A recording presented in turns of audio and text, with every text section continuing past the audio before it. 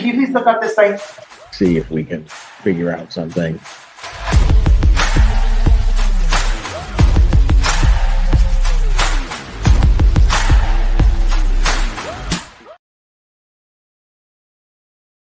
Hi guys. I'm in a makeshift studio because my office is getting painted. I just quickly want to change this. I've got these earphones and then my headphones on top. Phoebe is literally chasing her tail, as am I.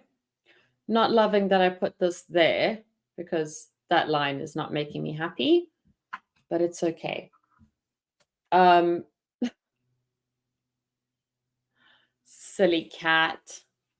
So, in case it is your first time hearing about this story, a little bit low.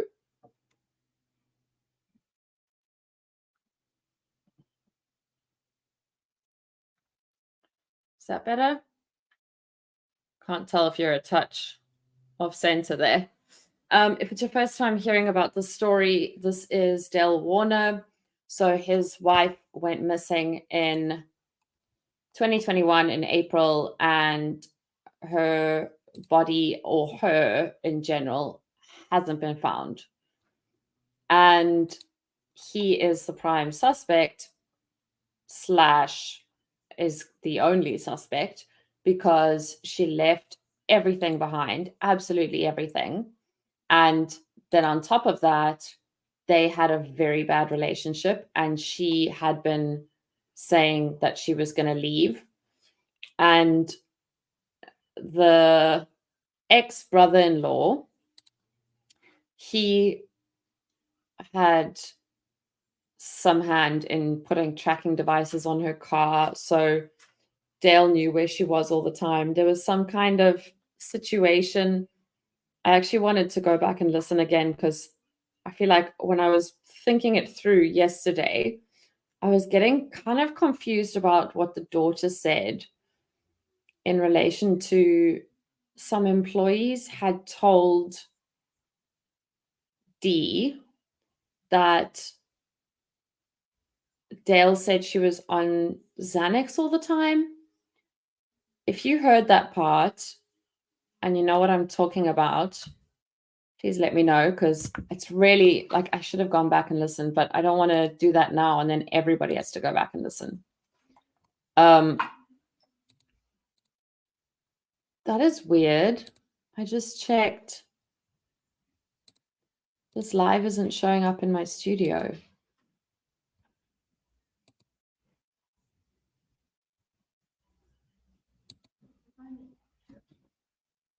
I can't tell now if I'm actually live because it's not coming up.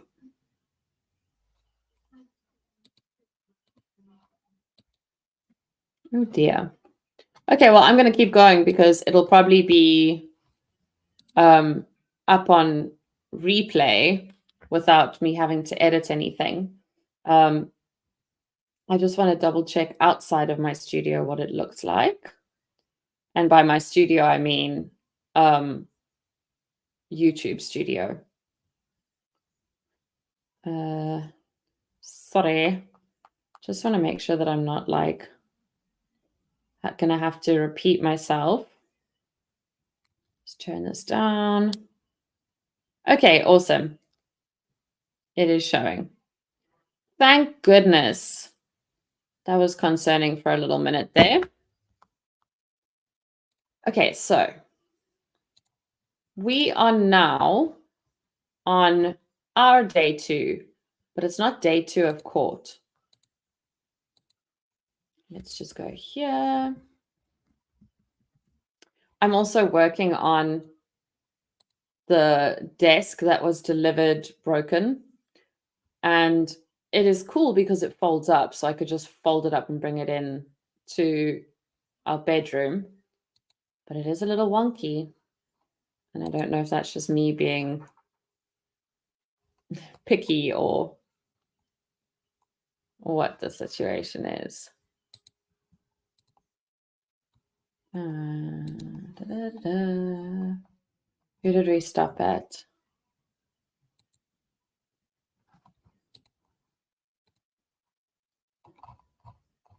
We stopped. What's the last one?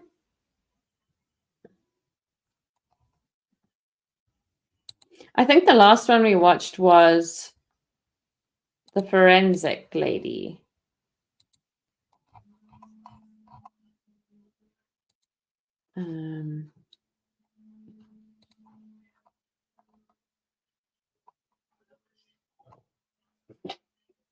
Oh my goodness. Phoebe! No! Scratching my new chair. I don't know if she wants to go out or what her deal is. I also forgot to tell Vaughn I'm live.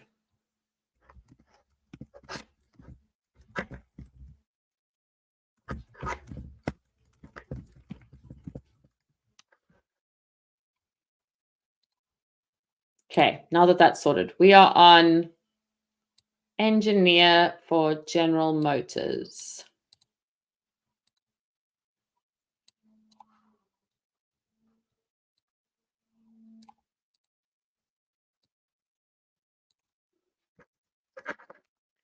And I need to do this. Edit, day 2.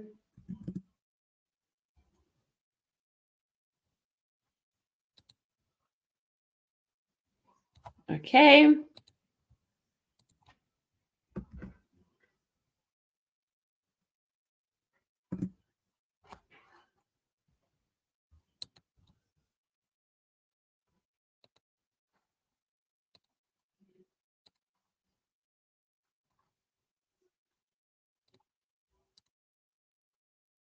Let's see. And now I got to get the little closed captions right. I think it was better when I was in this little corner.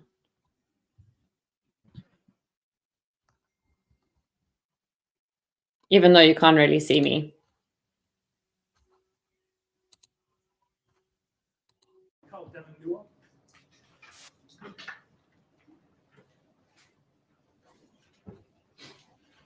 No audio, is it me? Working on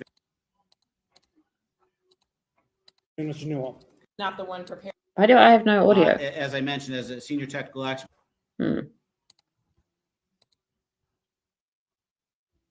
Okay.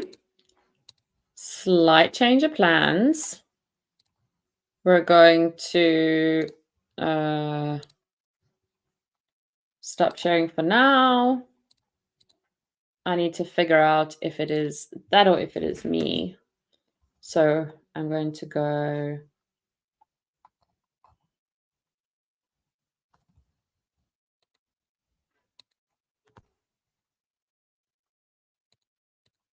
I'm going to go here for now and troubleshoot quickly. One sec. What have I saved to watch?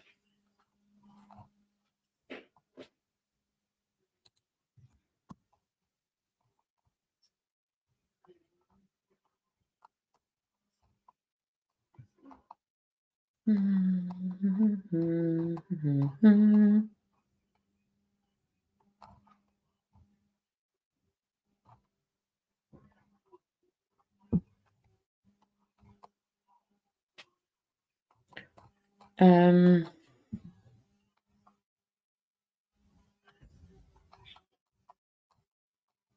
literally saved something like just the other day that I wanted to show you. There we go, sobriety court. I wanted to see what this is like. I'm going to share this while I figure out if it's a me problem or not. I didn't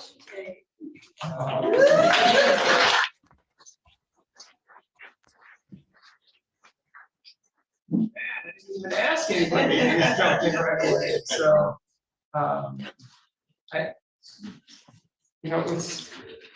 from where we started to where we're at now, it is, what a journey. I mean, what an incredible experience, at least for me, to get to connect with you, to learn more about you, to see you succeed in this.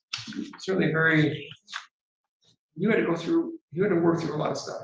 And your essay was brilliant, and talking about just going through all those different experiences and not finding, just, I guess the best way to say it is just always finding unhappiness, that you just, nothing would allow you to be content. You know, it could even be content or satisfied, which is the bare minimum of what we want to be. And you would never be able to even reach that. And to go into this situation, which I know at the very beginning you had some reservations about, how did we start with a particular charge and end up here? I hope that over time you saw that there was a bit of a method to my madness on this one, and that by doing so, what's really great on the legal side of things is, most offenses that come into sobriety court are not eligible for diversion status. Right. And so what you have here is just a real unicorn of an opportunity, and I'm very grateful for that, so that we can reward you with that added bonus of not just completing sobriety court and all the hopefully sense of personal accomplishment and satisfaction and confidence that it brings, but also the reality that as of today, that charge, which was left in diversion status, officially is dismissed. So coming out of this, you will never have any sort of mark or any sort of a record that you'll need to explain away or have a conversation about. You have earned a dismissal, so that's going to be a huge benefit today. Yeah. So as you were sitting down in preparation for today, sort of what were your thoughts? What were you, what were some of the things that, the high points, some of the different challenges, anything that you can sort of relate that, we do have some people who are just getting started. And so your wisdom would be much appreciated. I guess I would say for those who are just starting, stick with it, because the time does go by and it's something that's very achievable. And I don't know, I learned a lot about myself over the last 2 years. Because I was at a state in my life where, on the one hand, I should have had everything, but on the other hand, I just wasn't happy. I was always searching for more.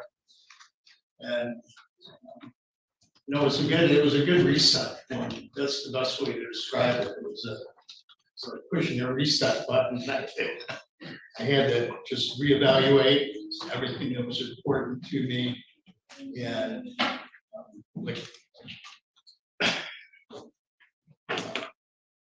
all the relationships that we had. It was just a good opportunity to try to restore relationships with my youngest daughter, who's here. Hi, Abby. Is it Abigail? Hi, Abigail. It's okay. And my youngest son, Eric, who's also here today. And that's really what got me through it, just thinking about what was the most important things in my life. How best to restore it, and try to get an opportunity to self-reflect and just see the things that I needed to improve on as a person. In all, it was a real good experience, because I did start out a little bit, I guess, stubborn or resistant, we can go through it. Didn't want the man telling me what to do. And that took some getting used to, but it grows on you, and it's all good, especially attending the AA meetings was really helpful with a lot that I learned and took away from it. Just mainly about, you gotta just really taking everything one day at a time. not just resisting drinking, but just taking life one day at a time, one hurdle at a time, and just you don't need to look at the big picture. You know, yesterday's history, tomorrow's a mystery, today's the day. You just look at today, focus on what you can do Right. to make it better, and you know, that's really been helpful. And I think I'm a lot more patient person now. I was always, you know, pretty opinionated and, you know, I would say set my ways to a degree. I think it's fair, right?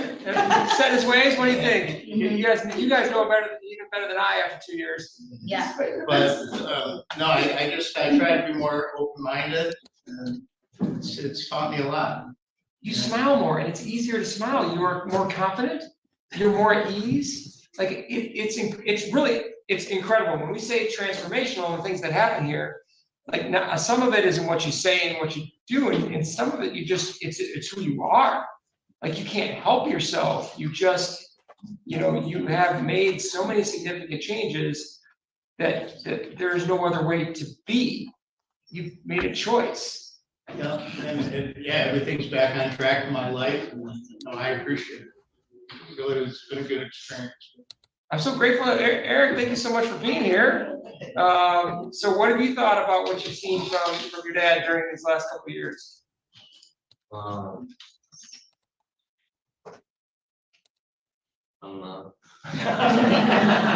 No worries. There's no right or wrong answer. But here's the thing. Here's the reality. You're here. Okay. You know, and 2 years ago, you know, something like this came up with your dad, and maybe you aren't in a place with him where you'd want to show up and be there. But you're here today. And so that says not just a lot about you, that you would take time on a Saturday morning to be there for him, but also says a lot about where you guys are at, you know? And I'm sure there's not like some, you know, magic wand cure all, and I'm sure there's plenty of things to talk about and work through, but you're here today. All right, and that's got to mean something, and it's got to at least put things like, you know, hope and you know, and continue anticipation of rebuilding and restoring. That's going to happen. And so, and does Eric go with you to the Lions games? Actually, he does. He goes to some of them with me, but my oldest son is my son that has a ticket for me. So, but Eric went to playoff games. Did you go to a playoff game this year? So, well, there's a chance that we could run into each other. All right. So, yeah, my hope is that this is the first and only time we get a chance to meet, and I hope that because of the work that your dad's done and the fact that you kept an open mind and open heart to the possibility that there could be good work done, that there could be change that was accomplished because you kept that open mind. I'm hoping today and every day from here on out is a reward for your willingness, you know, to keep the door open. So thank you for that. So Also, thank you to Stacy for sticking with me. well, I was gonna give Stacy the last word too. I would say that the biggest changes, I think he's present, whereas before we wouldn't see him, so he's present and engaging. Yeah. She's fine. She's been an all-star. This is really good. And had, you know, conversations with people in our family or at gatherings. You'd meet for Father's Day, we'd have a barbecue and he'd be present and have conversation with everybody there and, you know, have stories to tell and not just wait to leave or be up in a corner somewhere or be late. So it's great now. I mean, it's kind of because you want to live. That's what I got from your essay too. Like you, in some ways, you're very delicate about it, but someone who's that unhappy, someone who can find no joy in anything, all right? Eventually they come to the conclusion that this grind, this world that offers no joy is not worth it, you know, and they fully withdraw or something worse, you know, and to me, that's that's an incredible byproduct of the work that you've done, is that you do see joy in this world. You see a benefit in connecting with people. You see a benefit in all these experiences. And I do believe your positive change in thinking and in the way you approach life is paying off. No, I do, I really do. So this is what, again, each story that we get to the point of graduation, there's something that's just so memorable. And I'm grateful, Mr. Pluto, because, you know, we were able to really connect. You know, and you have been in the legal system as a profession before. And so you've seen and probably came into it with a mentality of like, how can you really have any kind of relationship with a judge or a probation officer? You know, but you obviously have had great relationships with Ms. Tracy, with Ms. Clark. You know, you've worked with me and we've connected on a number of different levels. So I hope that we at least change that perspective as well. Oh, for sure, for sure. Yeah, no, I have nothing but respect for it and to my probation officers. Everyone is treated with a lot of respect and, you know, compassion through the whole process. So, and that's important. Somebody sitting on the outside looking in, you know, it's easy to kind of hate the system. And, you know, you just have to sort of embrace the process, and it's here for a reason. And, you know, it does good for a lot of people, including myself. Today, I think we've officially obliterated the record for Andrew Paluda's smiles in court. The previous record being 3. All right, but we've crushed that for today, and I hope that continues, not just for today, but every day. You know, there's a decency that was always there, and I think you forgot for a while. And you know, and you don't make excuses anymore. You just choose to be present. You know, you don't wake up dreading the day, but rather than that, see opportunity in this world. And I think what is the biggest thing that I thought was the most impressive was that desire to restore and, you know, recover those relationships. And I even when you spoke on it today, that's the most powerful impact of everything that you've done, is that things that you might have thought once were lost, they're not. Things that you thought you might not get again, you have it. You know, and more importantly, it wasn't by accident. You see that by doing the work, you were able to get these things back. So you just have to continue to make those healthy choices, and you'll have it, and they'll be stronger every day. I'm grateful for you, Mr. Pluto, because somebody else is going to come in hard-headed, and they're going to wonder whether or not this is. And there'll be days where I'm like, you know, can we reach this person? And I'll say, but wait, you had a gut feeling about Mr. Pluto. Boy, did that pay off. You had an idea that there was something beyond that facade, that exterior, that mask you were putting on. So, Mr. Pluto, please, I don't think it was an accident that everybody started clapping before I could even get the sentence completed. Everybody here is excited for you today. Thanks. So let's salute Andrew Pluto, graduate sobriety award.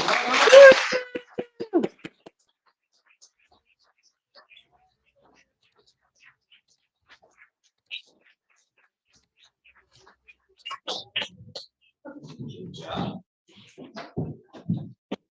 The whole family, please, we're gonna get a picture and everything. And speak for you. Oh my goodness, I'm excited for him and I don't even know who he is. I'm sorted now, so let's switch over to this.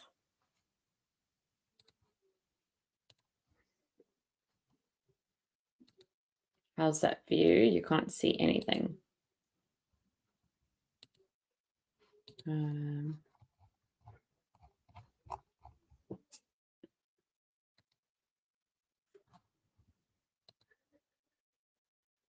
That's a bit better.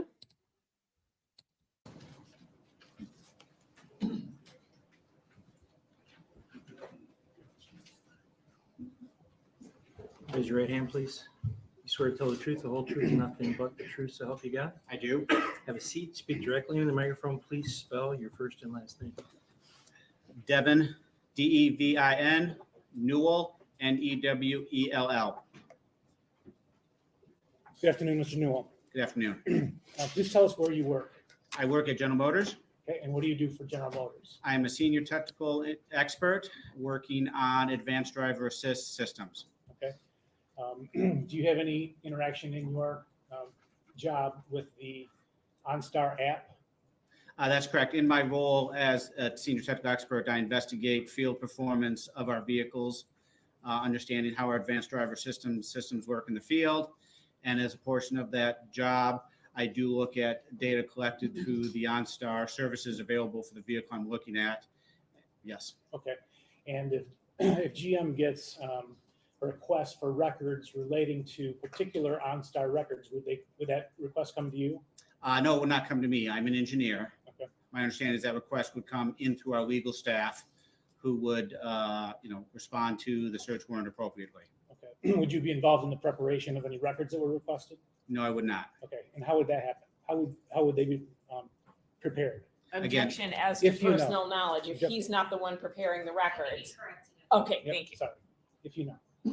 I don't have, as I said, I'm an expert in a different field. I'm not involved in the preparation of the documents, wouldn't have that kind of knowledge. Okay. Are you familiar with our proposed exhibit? Where is it? 8. Show you that.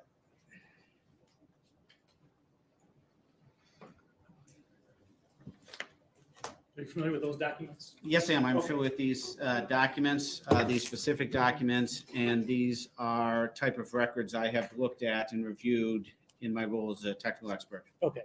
And do you know, are those, and what do those records relate to? My understanding, based on the search request provided to General Motors, records relate. Excuse me. Okay, great, thank you. Objection. So these records have not been admitted yet, and I believe this witness is talking about these records. And so I object because we're talking about an I exhibit. think he's identifying. Oh, okay, thank you. Please continue. I've forgotten the question. If you could please repeat that for me. Sure. Have you reviewed these records? Yes, I have. Okay. Why did you review them? In discussions with the prosecutor's office, I was asked to look at these records to understand the information that was inside of them and how that relate to the mobile app. Okay. Are you familiar with those records? Yes, I am. And what do they relate to? They relate, there's a better part of 600 pages of information here. At the highest level, they relate to mobile app records retained by OnStar through a normal course of our business. They relate to commands from the mobile app as received by our office. They relate to information regarding the OnStar account for the particular vehicle identified in these reports here. They also contain additional detail about vehicle location requests, login activity, information like that. Okay. And how is it that you are familiar with those type of records? As I mentioned, as a senior technical expert reviewing the field performance of our advanced driver assist systems, sometimes in the course of that work, I look at information like this to help understand the context and situation around those vehicles. Okay. And are those records in particular, do they have a date range on them?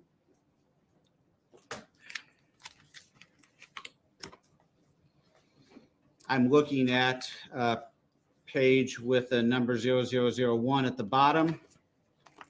No, date range, I'm sorry. Yes, what I see here up at the right-hand corner, there is a search start date and time and an end search date and time. The search date is from January 1st, 2020, and the end of the search date is April 4th, 2021. Make sure on the April date. April 28th, 2021. Okay, thank you. we'd move for the admission of the exhibit. Any objection on Monday? Yes, Your Honor, he is not the record holder at General Motors. He didn't prepare the exhibits. He is attesting that he can read them and say what's in them. But while he said the records were kept in the ordinary course of business, under the business records exception, there has to be a certification that goes along with the business record that it is going to be admitted without the records custodian, as well as notice needs to be provided under 90211 that these records, whatever business records the government is seeking to admit, are going to be admitted without the records custodian here.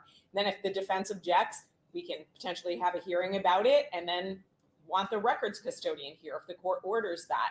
But to have this exhibit come in through this gentleman, he didn't prepare the document. He did not keep it in the ordinary course of business. Quite frankly, it sounds like it was prepared in anticipation of litigation because the date range is 1/1/20 to 4/28/21. He's not the records custodian. That would be correct if we were at trial, Your Honor. There's a rule, a statute that governs these type of documents at the preliminary exam. It's 766.11B. If I could, I could tell the court what it says if you'd like. Okay, sure. The rules of evidence apply at the preliminary exam, except that the following are not excluded by the rule against hearsay and shall be admissible at the preliminary exam without requiring the testimony of the author of the report, keeper of the records, or any additional foundation or authentication. And subsection C is a report other than a law enforcement report that is made or kept in the ordinary course of business, which he has testified to. But this witness doesn't know that. This witness can't say that these are kept in the ordinary course of business because, quite frankly, it's not kept in the ordinary course of business. We have a date range of 1/1/20 to 4/28/21. What a coincidence if GM via OnStar is just keeping this date range of records, right? Records that are kept in the ordinary course of business are, for example, a payroll record or something that someone is not going through and essentially coming up with for a preliminary examination.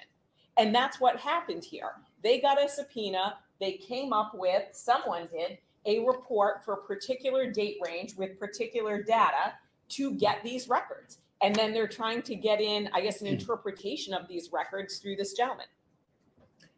So if we did need payroll records, I would assume that we would not ask for every payroll record ever generated by a company. We would give a date range and probably some employees that we were looking for. So the fact that we narrowed it down to this vehicle and this date range should not bear on the matter. It's also created by lawyers and their records that are coming from databases. I mean, he indicated himself that the request doesn't come to him. He's not involved in preparing the record. I don't know how he could say these documents are kept in the ordinary course of business. If lawyers are involved, it definitely is in anticipation of litigation. Your objection is noted and overruled. I will allow Exhibit 8 be admitted for preliminary exam purposes only. Thank you. Okay. Can you show that, please?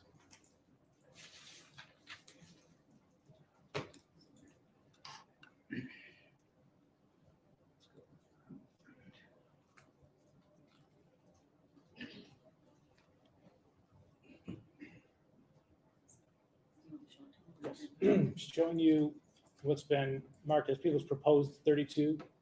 Can you identify that? Yes, I am. That would be a picture of a mobile app, of the OnStar mobile application that can be downloaded to a phone or an iPad or a computer. This appears to be one that, by the size and shape, looks to be one downloaded onto a mobile phone. Okay. Counsel, just for clarity, we have something marked as Exhibit 7 for this. I'm sorry. We have everything a little bit numbered differently, so we make the record clear. And I don't understand how this is being published if it has not been admitted yet. It has not. Your 7 has not been admitted. All right, I can do that now. All right, I'm sorry, this is proposed exhibit 7. Mhm. Okay. Same testimony? Yeah, this would be a representation of the OnStar mobile application that can be found on a phone or an iPad or maybe a computer. Again, by the size and shape, it looks like one that would you see on a mobile phone here. And through this interface on your phone, you can enable certain OnStar services and or features. Do those exhibit 8 relate to the app that I just showed you?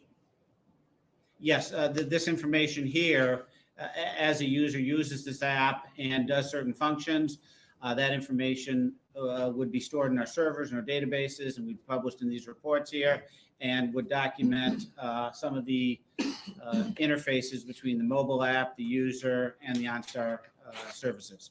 All right, thank you.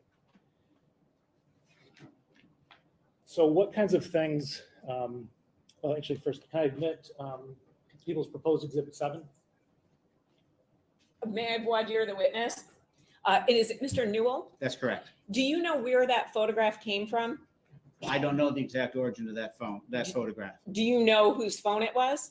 I don't know, Do you know when that photograph was taken? not necessarily. Okay. What do you mean by not necessarily? Uh, I'm yeah, no, asking. I'll tell you. Yeah. Okay, right. I'd have to look at it in more detail to understand maybe where it came from, but I don't know its exact origin. Point is, you didn't take that photograph, right? I'm not, no, And you don't know where it came from, correct? no, Other than someone showing it to you here in a courtroom? that's correct. I object to that coming in. I don't understand the relevance of this photograph. It is supposedly an OnStar app. This witness doesn't know where it came from. So objection as to relevance. I don't, I think there needs to be more foundation. Yes, Who's like app, what, there's needs to be a little bit more. All right, are you familiar with how the OnStar phone app looks on the mobile device? Yes, I do. Okay. I use it on my own personal phone. I've seen it on other phones as well. Yes, I have Okay. personal knowledge of it. All right, and people's proposed exhibit 7, how does that compare to your knowledge of how the app looks on a phone? That picture is exactly how I've seen that application on my phone and others as well. Okay, is that sufficient foundation to? I guess I'm just, is this a generic photo of the OnStar or is this a Correct. specific? I'm sorry, a little yes. confused. We're offering it as a generic photo. Okay. I think we have established here, John, just for the record, he's familiar with what the app looks like on a phone. That picture is what it is the same thing as what an app looks like on the phone. We're just offering it for I what think the app that looks like. connection hasn't been made. Oh, I'm sorry. Okay. Is that picture, the people's proposed exhibit 7, what the app would look like on a phone? Yes, that, yeah, if a phone was here and you took a picture of the app on the phone, it would look like that, yes. Okay. Any objection or here? Yes, because whose phone? Whose phone is this app supposedly on? And is why not just show the app on a phone? That is relevant to this case rather than an app on someone's phone somewhere. I don't think that's dispositive of whether this exhibit is admissible. People's proposed exhibit is 7. The people's proposed exhibit 7 is admitted for preliminary exam purposes. Thank you. Okay. Yes, please. Okay. Got it. All right. Sir, do you have the pointer up at the? I do. All right. Could you point at the various functions of the app and tell us what they do, if anything, in relation to the car that it's connected To the what second half of that to? question? To the car that it's connected to. Got it. If it's connected to a car here, this appears at the top. It says connected to a 2023 Cadillac XT5 all-wheel drive. Through the use of this app, you could press the start button here. That would enable a service that would remotely start the vehicle for you if you weren't at the vehicle. Similarly, sound alarm. If you press that button, would cause an alarm to sound. Stop alarm would cause that alarm that was initiated to stop. You can also use this app here to unlock the vehicle. You can use the app to lock the vehicle. Down at the bottom here, this is showing that you're at the home page. This map function here would find the location of the vehicle and pull you into a view with a map. Shopping here would allow you to buy additional OnStar services. Are there multiple versions of this app? Yeah, the application would have different versions. The version that you would download onto a phone would be different than to download onto a computer, would be different down to an iPad. Depending upon your device, different forms of the app would exist on those devices and would be device specific. And would they all have the same functionality that you've mentioned? Yeah, for a particular vehicle at a certain model year, the app would allow these kind of functionalities. That's correct. Okay, thank you. Does the record that you have contain the use of the mobile app as relates to a specific vehicle? Yeah, amongst these records here, and I can work to find the specific page amongst here.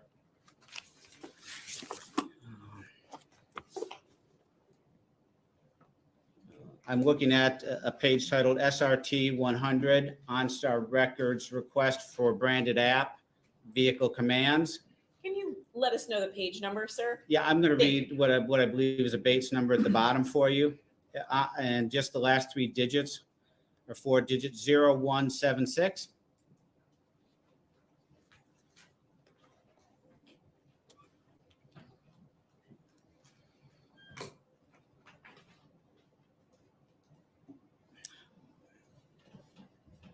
And looking at that page there again, it says SRT 100 OnStar Records request for branded app vehicle commands.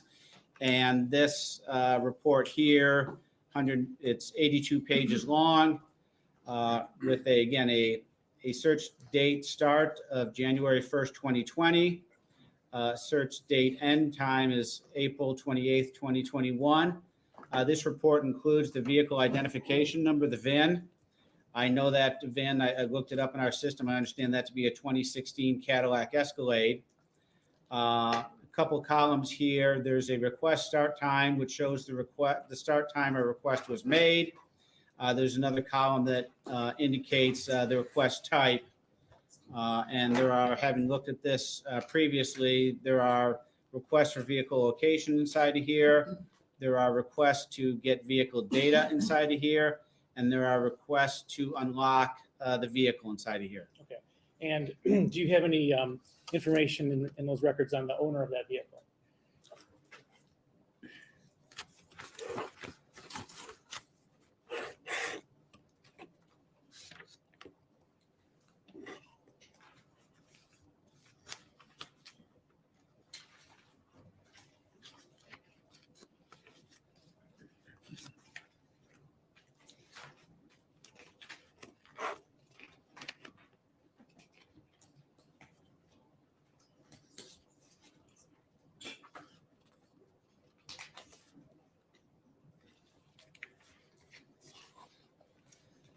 I'm looking at now page number 66.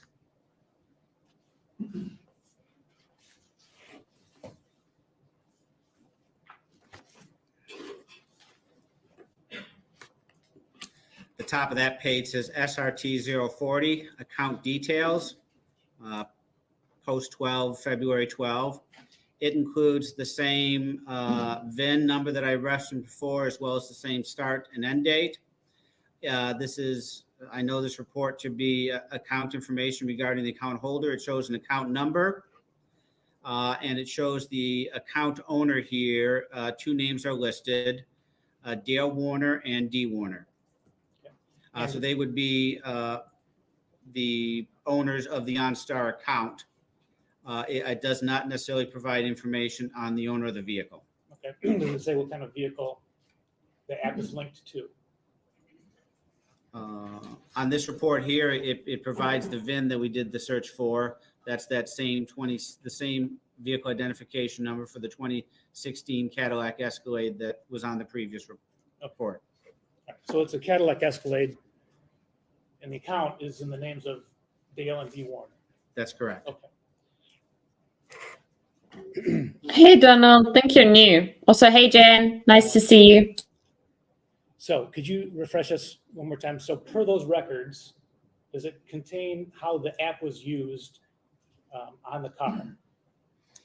Yes, back to page 176, OnStar SRT 110, OnStar record for vehicle commands. each time that the customer would hit one of the buttons I referenced before, and specifically if I'm looking at page 176, the first line item shows that on January 3rd, 2020 at 9:23:55 a.m., this would document that a location request for this vehicle occurred at that date and time. Okay. It also shows a device ID that links what device that request came from. So can you explain the device ID a little bit more? Yes, as I mentioned, OnStar Services, this mobile application can be downloaded onto many different devices.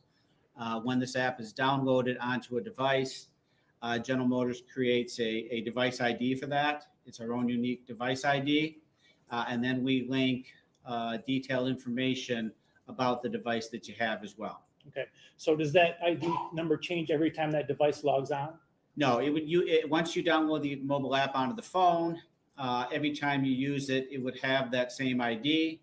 The exceptions to that is if you potentially got a different device, use the app on a different device, would have different device ID. Also, if you happen to remove the OnStar mobile app from your phone for some reason, if you uninstall the app and then reinstall it, a new device ID would be created for that. Does the device ID contain any other information about the device that is being used to access? There's another report inside this package here. That's on page 583.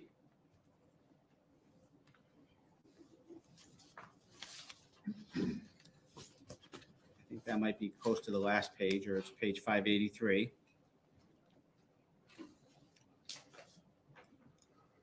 On this report, we list the device ID. We identify the first date we have record of it being logged in, the last date that we have logged in, the application version of the OnStar app that's downloaded the phone. We also document the carrier, the device name, whether it's like an Apple or an Android or a Samsung, the device model, and the device name. Okay. So when you say device model, what's an example of a device model? And listed here on this page, if I go off the top one, it says iPad 6,8. That's nomenclature for that you can look up on the Apple sites and identify that to be an Apple iPad 6. There's also one at the bottom to continue here, iPhone 13,4. You could look that up at industry sites and understand that to be an iPhone 12 Pro Max. Okay. And so those specific devices have accessed the OnStar app. I can tell you that the device ID listed on this page, and it's the better part of 30 or 40 characters, that device ID can be identified to exactly what type of supplier, what type of cell phone carrier they had, as well as the device model that was used. Okay. And when the app is used to, for example, locate a vehicle, does it tell you what device ID gave that command? Yes, back on page 176, this SRT 100 report, January 3rd, 2020, 9:23 a.m. I'm looking off the first example there.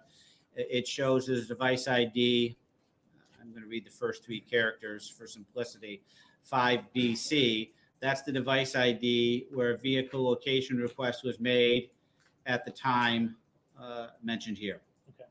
And you've looked through these records, correct? That's correct. Do you know exactly, or maybe even approximately, the number of different device IDs that are represented in those records? Yeah, and the SRT 110 report, again, it's 82 pages long, is printed out here. There's over 2,000 get vehicle location requests or location requests. I understand there to be about 90, a little bit more than 90 get vehicle data requests, and I've seen 2 unlock vehicle requests in that report. Okay. So in that time frame between January of 20 and April 28th of 2021, the app was used over 2,000 times to locate the vehicle? That's what our records indicate, yes. Do each of those 2,000 instances of trying to locate the vehicle tell us which device made that command? That's correct. For each vehicle request documented here, it has a date and it has a device ID linked to it. Okay. Are there any, do the records reflect any times when the app was used to locate the vehicle when it was in motion? That information is contained in a different report.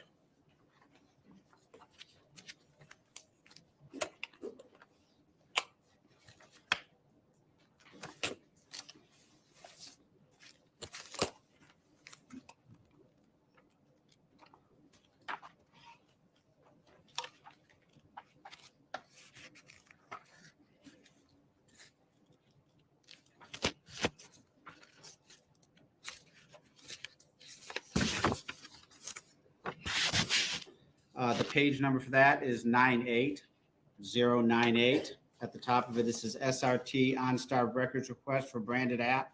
It says location now. The previous one said vehicle commands. This one says location. It includes the same VIN on this report that we've talked about. It also includes the same search dates. In this record here, for each of the vehicle commands that were made, this report here documents the GPS location for that, as well as the vehicle speed at the time the request was made. Looking through this report here, there are numerous cases where the vehicle speed is greater than 0, where the vehicle would have been in motion at the time the vehicle request was made. So someone's requesting the vehicle location while it's in motion. That's what these records indicate. That's correct. Okay. And someone looking through those records could count the number of times that happened. Yes, that's correct. I did not do that, but yes, someone could count the number of times that occurred. Okay.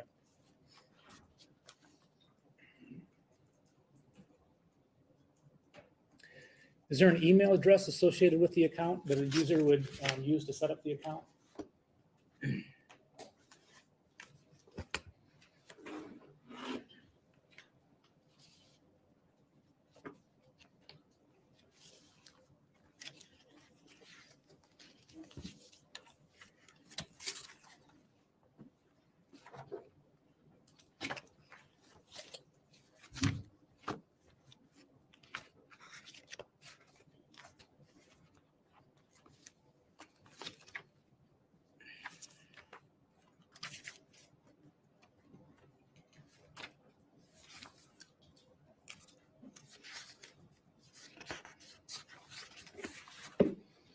I'm now looking at page number 258.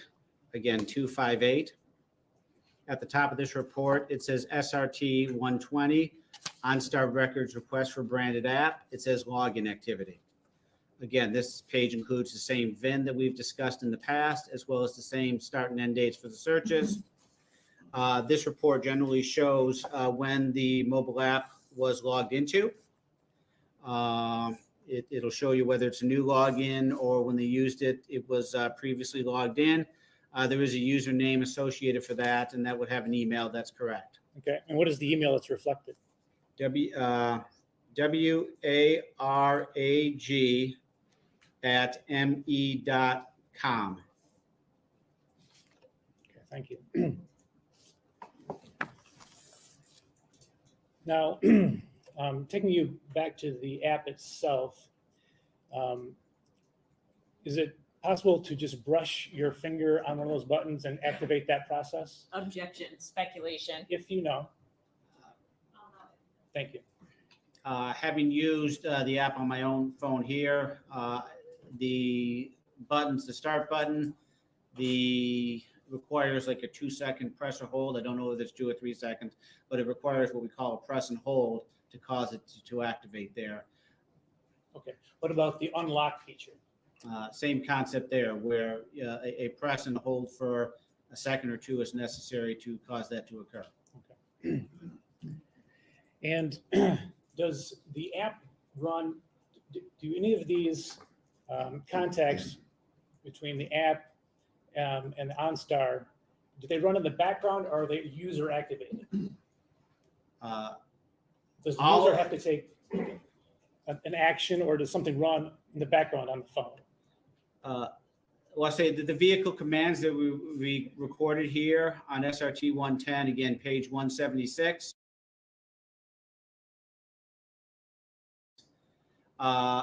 These document specific location requests that would have required the user of the app to press the map button that I previously indicated before.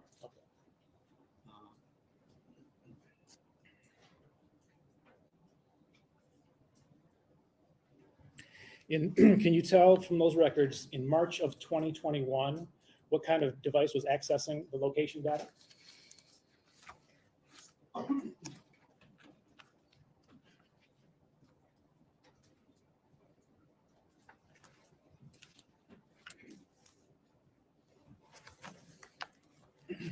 I believe you said March of Yes, March of 2021. 2021, yes.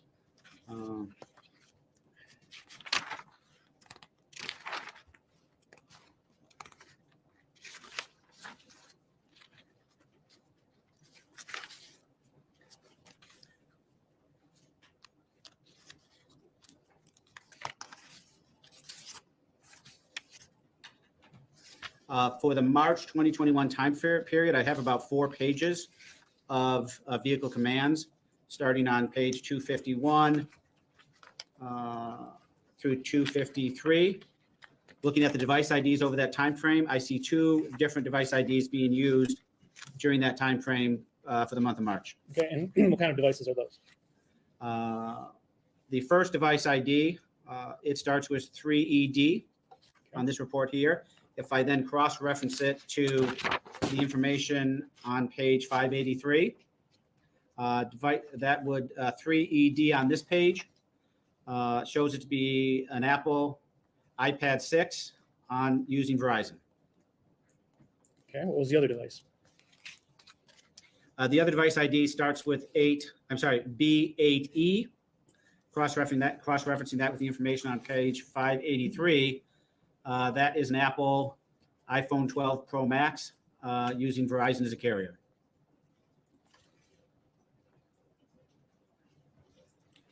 And is there a change after those dates, after March of 2021? During or after March of 2021? Can you, when you say a change, referring to a change in A what? different, I'm sorry, yes, a different device ID other than the 2 that you have indicated.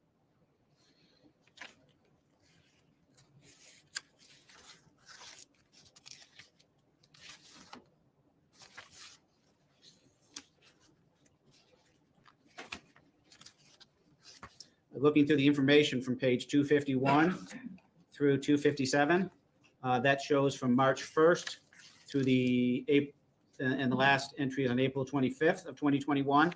I only see 2 device IDs being used in that time frame.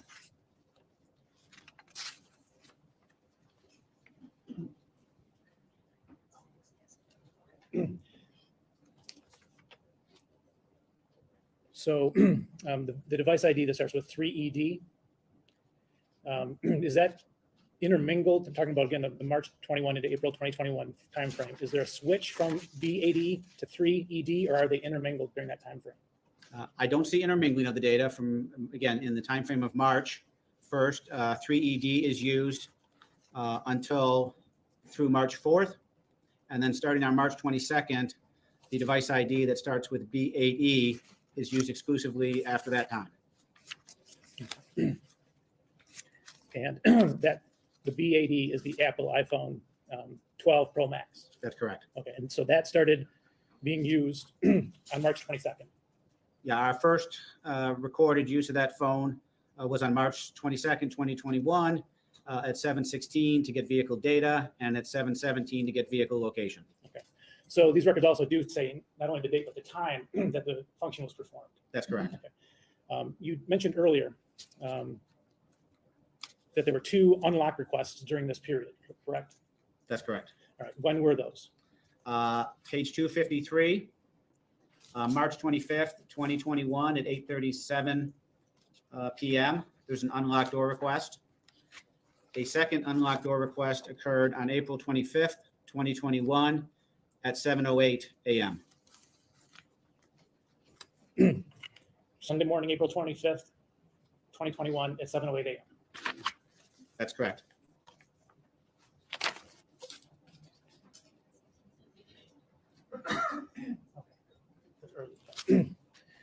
Just taking you back quickly to the device 3ED. Mhm. Is I think you said that Apple iPad 6, or is it an iPhone 6? 3ED Yep. is iPad 6,8 is what the report says. Okay. And I understand that to be an iPad 6 based on information available at the manufacturers.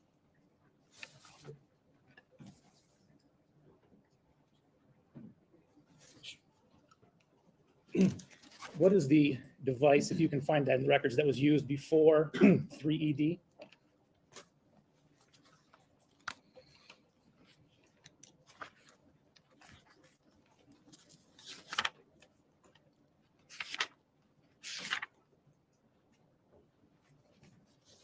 I'm on page 247.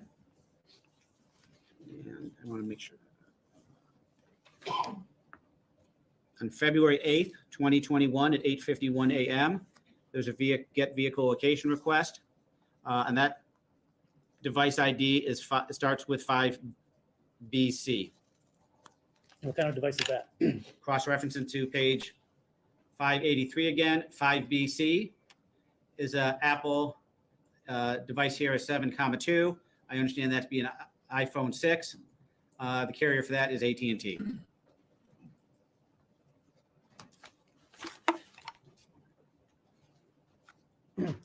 Was there any location request on April 25th of 2021?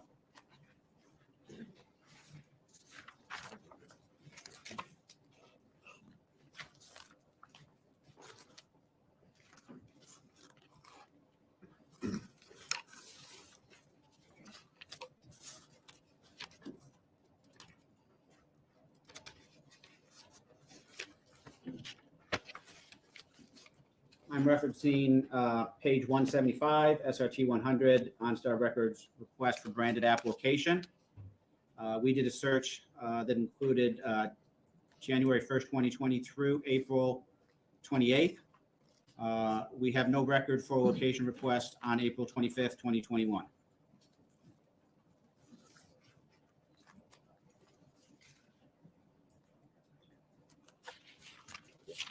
Thank you. Thank you. Mr. Newell, my name is Mary Chartier. I represent Mr. Warner. I have a few questions for you this afternoon. I want to make sure I get your title correct. You're a senior technical analyst? Senior technical expert.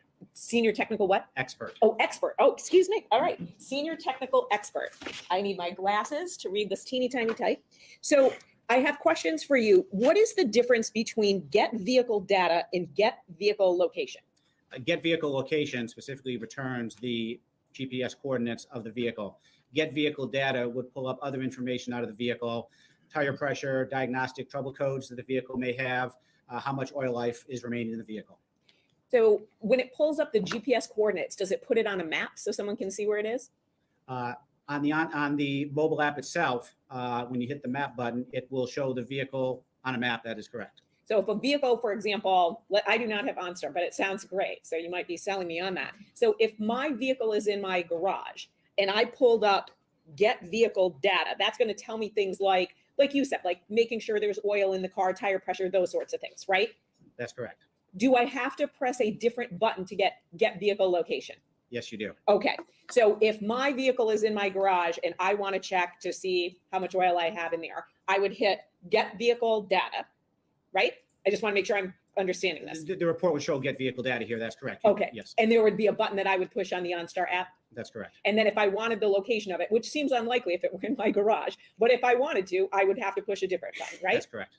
And then when you log on, so I'm looking at page 257.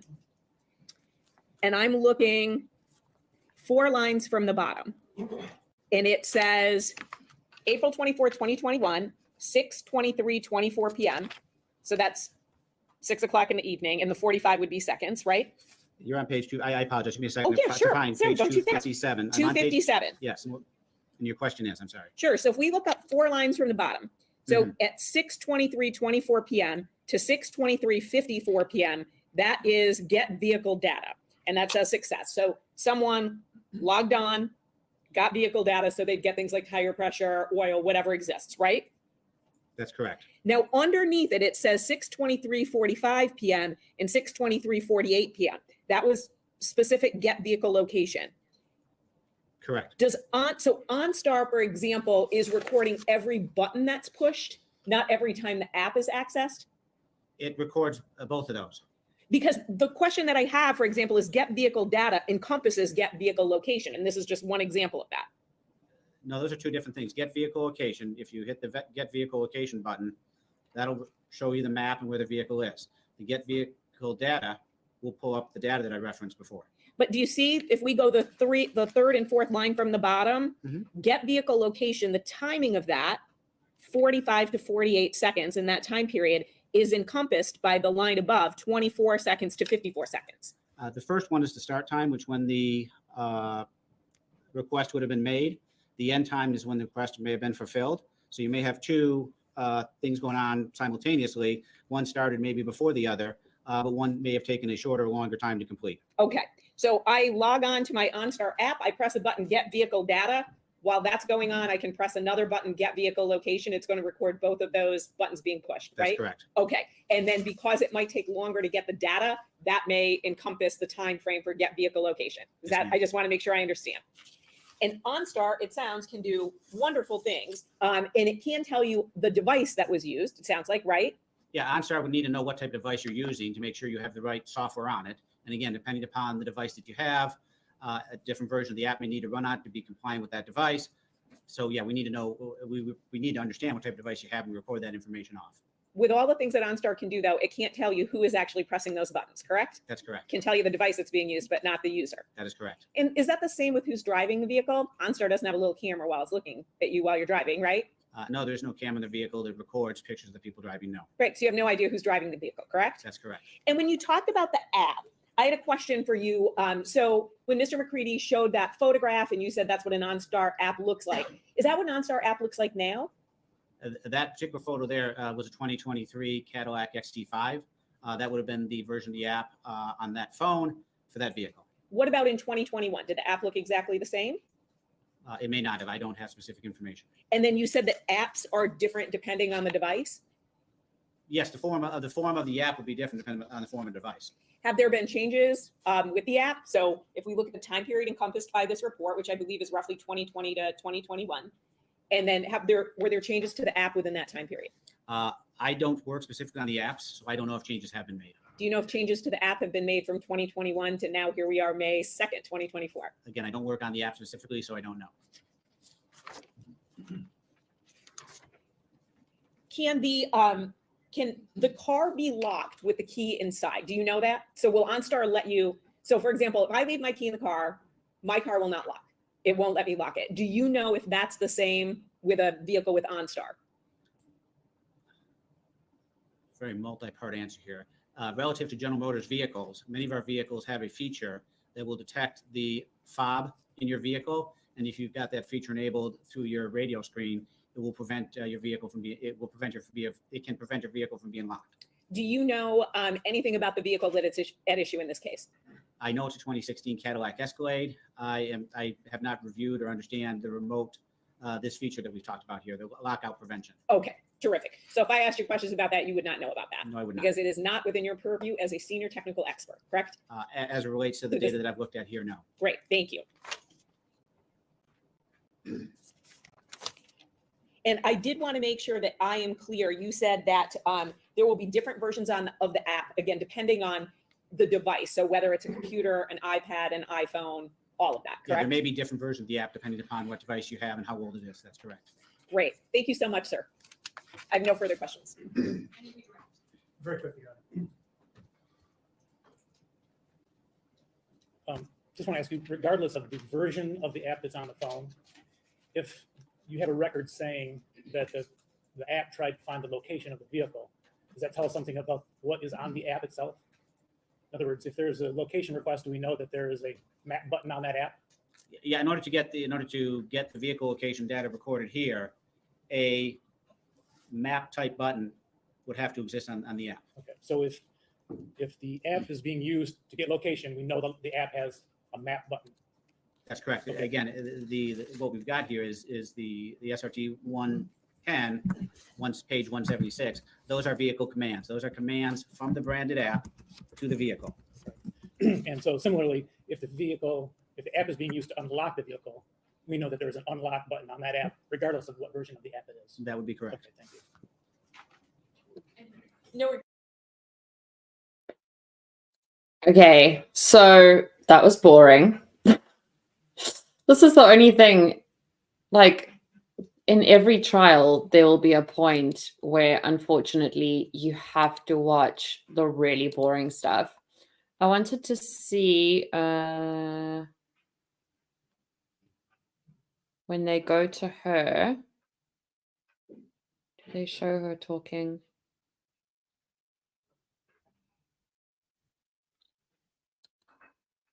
I just quickly want to see this. And is there a change after those days, after March of 2021?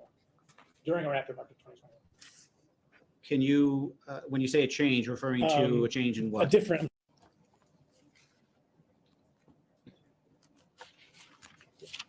Thank you. thank you. Mr. Newell, my name is Mary Chartier. I represent. Okay, so I saw someone say, let me go back up. Also, innuendos are always welcome. I freaking love an innuendo. Lally could make note of how she keeps her voice up. So this is what I wanted to show you. She very clearly knows, like, love her or hate her, she knows what she's doing technique-wise. I paused at a bad example, but I'm going to play a little. You can see her shoulders are back. Let me make myself a little bit bigger. Her shoulders are back. She's standing in essentially a power pose, feet apart. She's commanding the room. She's projecting from her stomach, not her throat. So let's use an example of Shannon from the Crumblies. She shouts from her throat, and that's why it sounds annoying and uncomfortable.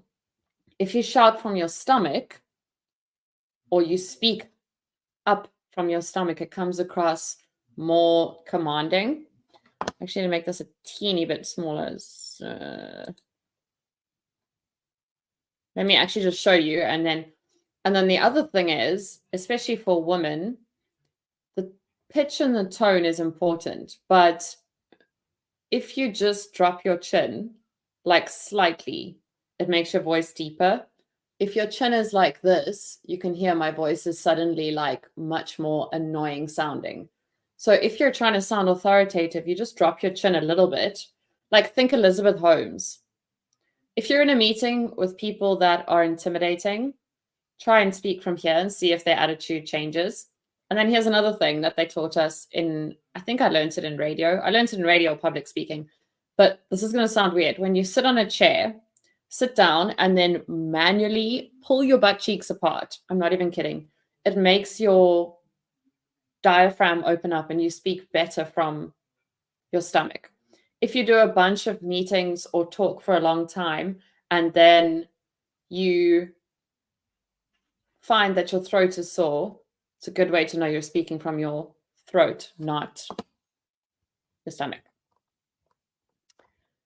Let me quickly go back and see if we can see her in action. Present Mr. Warner. I have a few questions for you this afternoon. I want to make sure I get your title correct. You're a senior technical analyst? Senior technical expert.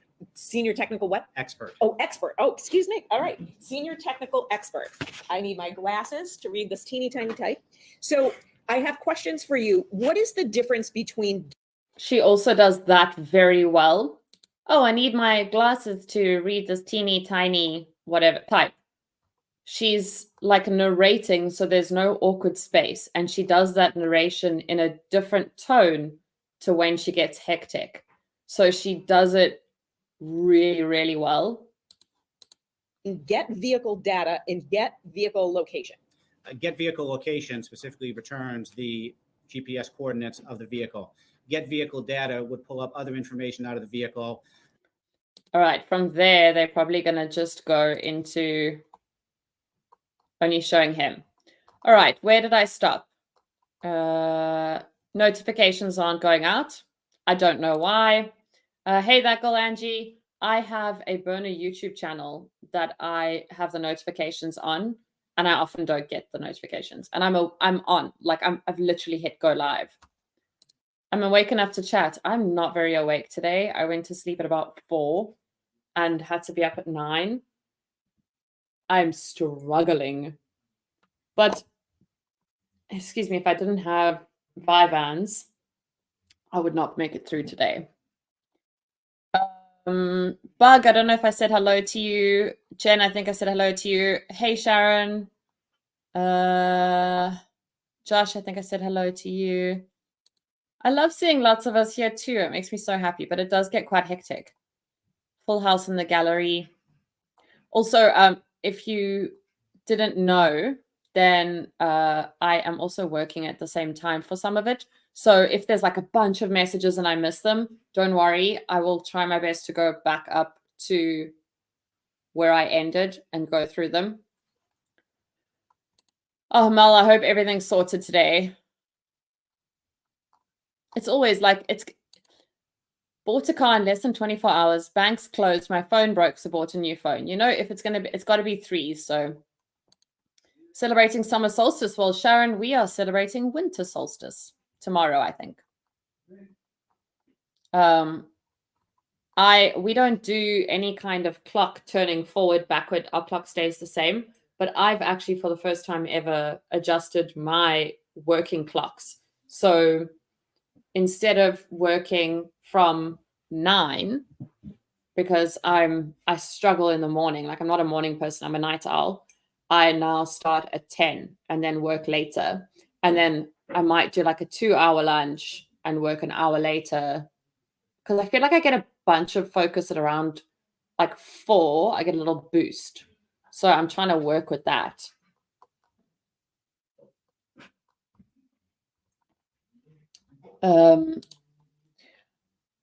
Jen, I agree. She does seem like a shark, and I'm trying very hard to put aside that their firm, like, do you know what? This video isn't, I'm not monetized, so I'm going to say it. Shannon Smith's firm, the literal tagline, like if you put this in Google, I'm not even joking. Her tagline is defending abuse. And this woman has the same vibe. And obviously they're working on similar things and there's crossovers. I can't put it aside. I struggle so much. Like, you're a defense attorney. You can choose. Oh, 4 o'clock in the morning to come home. And then obviously like you wake up because it's that weird time where your body chemicals are body chemicaling. I don't see many sidebars happening. I don't hear the judge speaking up much at all. Hey, like she's very chilled. Wonder if I can lock my fob in my car. You should see that because it can be a problem. So funny story. I once locked. So I was working in radio. I was waitressing. I was au pairing. I was doing 7 jobs in total. Had to drive from the radio station back home because I think I forgot my clothes for work for waitressing in the evening. I was driving back, ran out of fuel on the side of the road. Thankfully, across the road from the job I was going to. So I ran in there. I was like, hey guys, I was just popping back home to get my clothes for the shift. And there was still like a fair amount of time. But I locked my keys in I ran out of fuel. So then we're like phoning for a friend's mom to help. And I get out the car and I lock the door, because you don't sit with your doors unlocked here. Lock the door, close it. We had just gotten the car on again. Car's on, very little petrol, running with the keys in the door. I mean, the keys in the ignition. I was like, oh my gosh, Vicky Mac. Eventually, I think I had to get a locksmith, but I was also like broke because I was doing radio for free.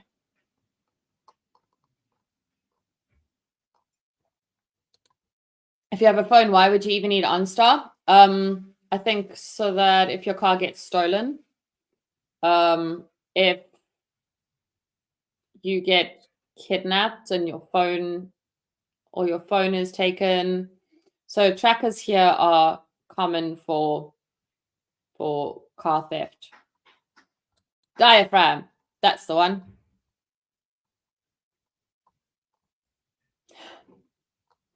You guys are funny. Let me ask you a question. The shouting is like singing. Yes, exactly the same. Exactly the same.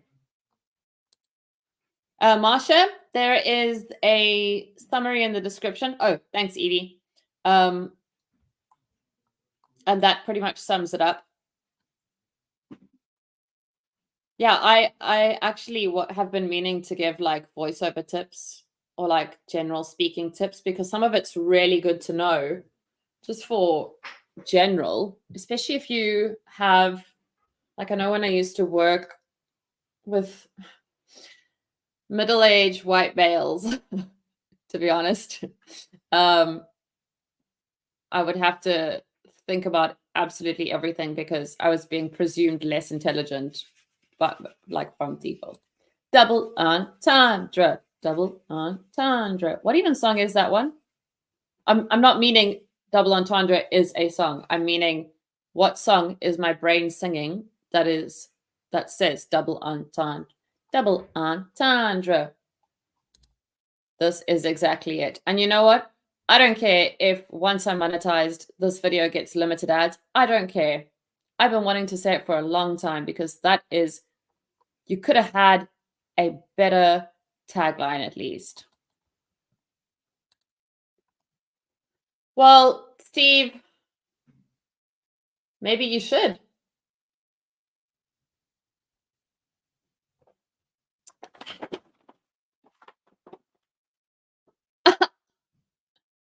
That's the way to bring me down a peg. Oh, no worries, Marsha. You need to figure out super chats. Oh, don't worry. They're gonna be there soon. I can show you guys this. Just let me quickly get okay, so I've reached the subscribers and I will reach this because I've got enough. But look here. It's 15th of June. 5 days ago is the last time they calculated. And if I go to my analytics from 5 days ago, I always check it in. I generally check it in on mobile. So 15th. I've got more than enough racking up. I've gone over, but they just have to calculate it, which is really frustrating. It's really, really... Oh, you can't see anything. Wait.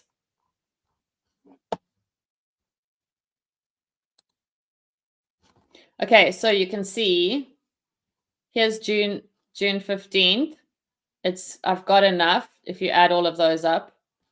And then this is what I was trying to show you. Also, if you want to start a YouTube channel or you're trying to grow a YouTube channel, figuring this stuff out will help so much.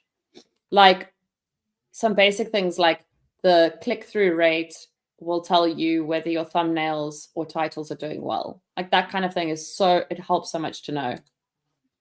So you see here, like I've got the 524 and I've got 2622 as of the 15th of June, right? So that's done.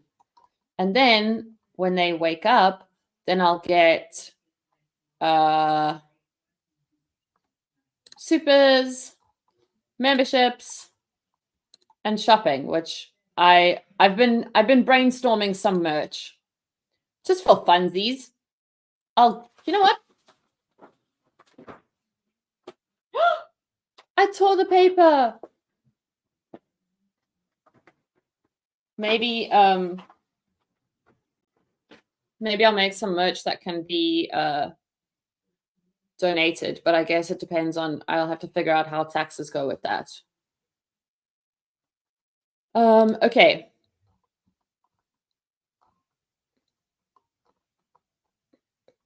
It's probably because like that probably fell down because like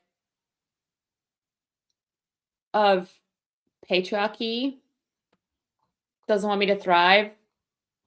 Thank you, flowers. Flow Rider, yes. Oh, I love that. So you know what? I love Flow Rider so much. Like, where did he go? Hey, you're 34 in 13 days, and I'm 34 in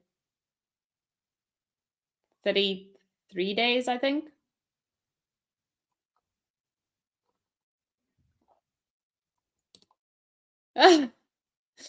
Just put it to the sides. Also, I have like so many cleaning videos on my channel because it was the only way I could get myself to be like, clean your freaking house. And then I realized that from a viewer's perspective, it must also look like my house is disgusting, but it's really not. Oh my gosh. Violin. Wow. That's amazing, Marsha. I wish there was a way to like message on YouTube without giving out a lot of details. But oh yeah, this reminds me, Evie, I might as well say it now because I meant to send it to you earlier and I got sidetracked. Instagram. If you contact me on Instagram, it'll go into requests and I can choose whether I want to respond or not, which works for me. This is not specifically to you, Evie, I just mean in general. But I also don't use it that often. So if you message me and I don't see it, don't be offended. It's not you. It's probably that I've forgotten it exists at all. Or I'm just, Instagram doesn't make me feel good. Like whenever I close the app, I'm like, oh.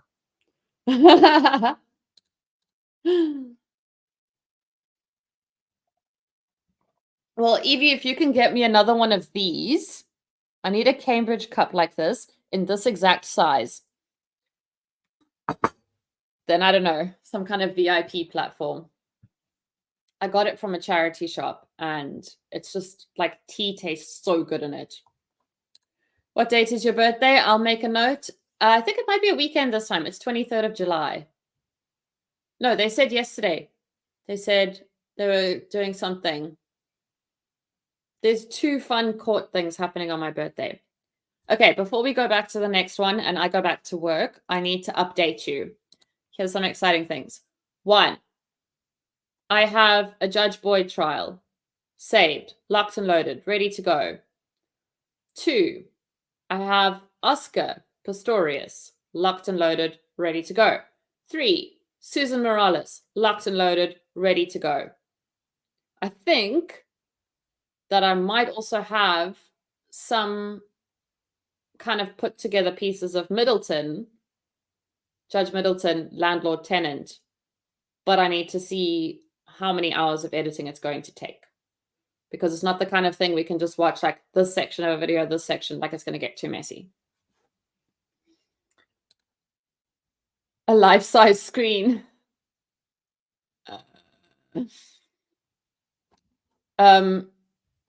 Guess what? Arrived today. My returned smashed screen that I'd already replaced twice. I didn't intend on replacing it the second time, but Sleeping Tablet Vicky, she's sassy and she is a millionaire.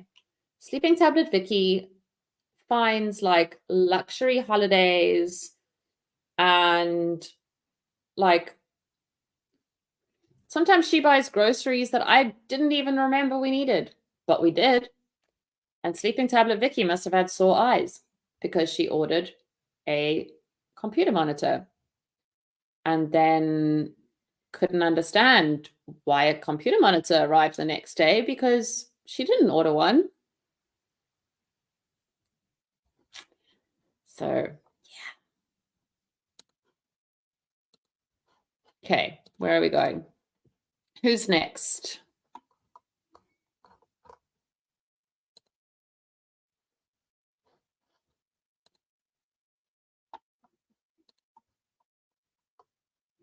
Oh, we have another analyst.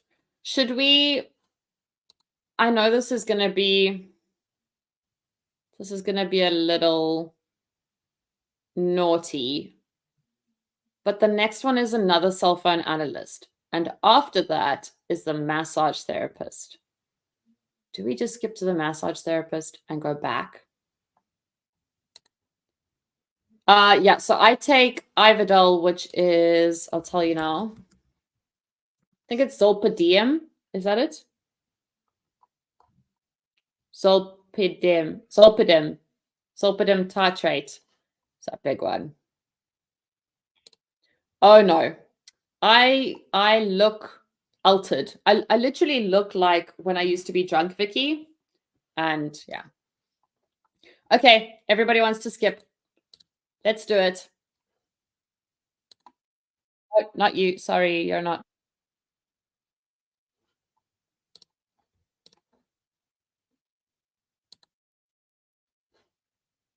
That's what I take. So do you also shop? Because I saw a lot of it on TikTok, like what people have bought.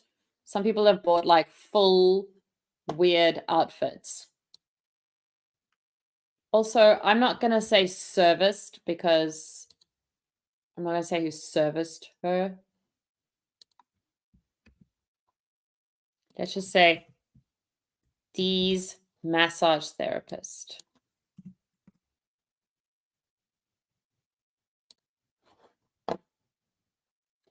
Did I finish any of the thoughts that I was talking about? I hope so. I'm pushing play.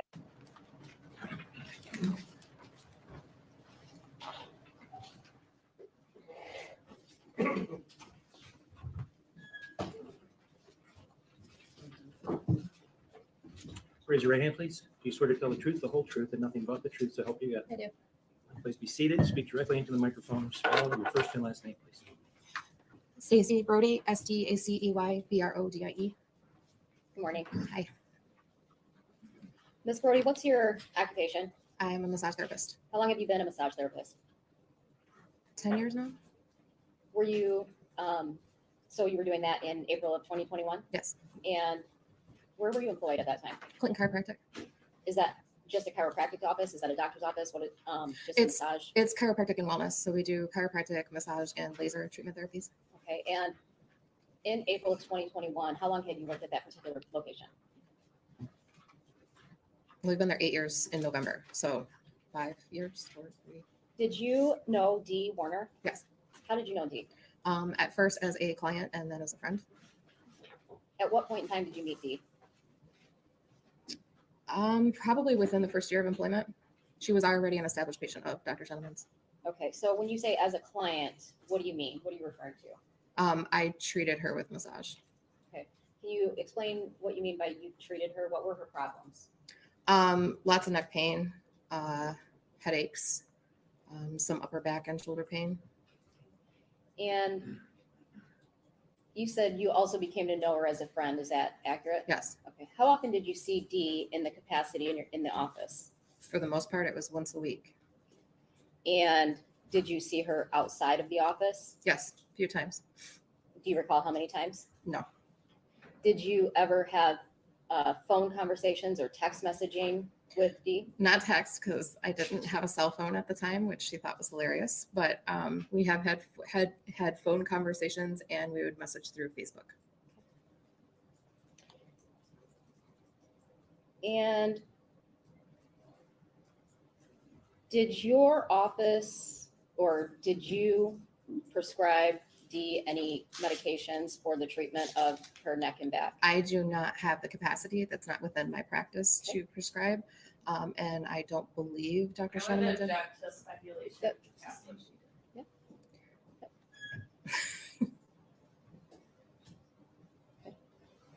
Tell me about when Dee would come in for a massage. Tell me about that. How did that work? Well, sometimes she would get adjusted before. Sometimes it was after. It just depends on how she was running for time and which time slot she had. We have certain ones that you have to be adjusted before. She would come in. She would tell me what was bothering her the most that day. She would get ready. I would come back in and I would start the massage and we would talk. When you say she would get ready, how did she get ready or prepare for that? Undress down to her undergarment, her underwear. Okay. And then you would come back in the room? Mhm. Is that a yes? Yes, sorry. That's okay. I just need you to say yes or no for the record, okay? When Dee would come into these appointments, did she appear at all to you to be under the influence of anything? No. And when you say you guys would talk, did you guys have to have conversations about her body and how she was feeling? At certain times, yes. Okay. And was that for purposes of doing the massages? Yes. All right. And did you have the opportunity to observe Dee Warner's person unclothed? Yes. Were there areas of concern for you? Yes. Okay. Describe what you observed. The very first time was a bruise. I would object just because the very first time, it could not be relevant depending on the time frame. I will. When was the very first time that you observed something on Dee? It was probably within the first year and a half. I don't remember the exact date. She had a bruise on her right hip. Hold on. So the first year and a half of, Mhm. oh, thanks. So the first year and a half of her Coming to see being your me. client? Yes. Okay. And you thought by 2021, she had been going to you for about 5 years? Yes. Okay.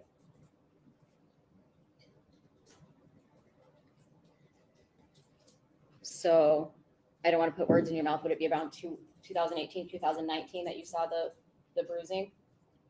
Probably. Sure. I Yes. don't want to put words in your mouth. To be honest with you, I don't remember exactly when. I know that it was within the first year that I started seeing her. Okay. It was earlier on. With that time frame, I wrote that relevance. Thank you. Okay, describe what you observed. She had a bruise on her right hip. Okay, can you describe the bruising? Yeah, it was about the size of an orange. It was purplish, greenish color. Okay, and did you have a conversation with Dee about that bruising? Yeah, I was, Hearsay. This is in connection with her treatment in the chiropractic office and the massage therapist. Briefly, it's not been established that she was going to the massage therapist for this bruising, and again, we don't know that it was for the purposes of medical treatment. She's not a doctor, she's a massage therapist. She specifically treated her head, her neck, and her back. That was not an area that was talked about for a hip. And also under 803.3, if a person is in pain, that is admissible to talk about their pain, but there is case law, this is right from the bench book, statements that where that pain came from are not admissible, circumstances surrounding that pain, when it happened, where it was not admissible under 803.3. A statement made for purposes of medical treatment. She's indicated that she's doing this therapy for the purposes of Dee's injuries, and it was important for her to discuss the condition of her body to effectively treat Miss Warner. I'll allow it. okay, remind me again. Did you have a conversation with Miss Warner about those injuries? Yes. Okay. Typically in a session, I would do full body massage Okay. unless she requested otherwise. Okay. So at that point in time, I was working on her lower half of her body and I saw the bruising. And I asked her, I said, girl, what the heck happened? And she kind of got quiet for a minute. And I was like, is it sore? And she said, well, she said, Dale and I got into a fight and he pushed me into the dresser. Okay. Did you end up working on that area at that point? I asked her if it was okay, and she said yes, that it wasn't too tender to the touch, that I could continue working. Okay. And were there any other times after that that you had concerns? Yes. Okay. Can you describe the very next time that you may have had a concern? Again, with timeline, I don't really remember the exact timeline. Okay. But she had another one just lower than that, lower than her hip on her thigh. Okay. Kind of dark. And I asked her again, and she at that point said she had been fighting with Dale. She didn't give any other specifics. Okay. When was the last time that you saw Dee? The Wednesday of the week she went missing. Okay, so does April 21st, 2021 sound accurate if that Yes. was that Wednesday? Mhm. Okay. And where did you see Dee at? Work. She came in for a massage. Okay. How did she appear when she came in? Not herself. Okay. Describe that. What do you mean? She was very upset. She had been crying. Seemed a little preoccupied. I had asked her what was wrong, and she said that there was a lot of things going down. Objection here, sir.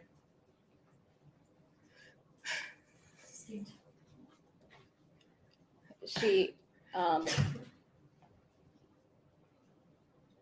the last time you saw her, you said she appeared upset. Okay. Yes. And I apologize. She crying? Yes. Okay. And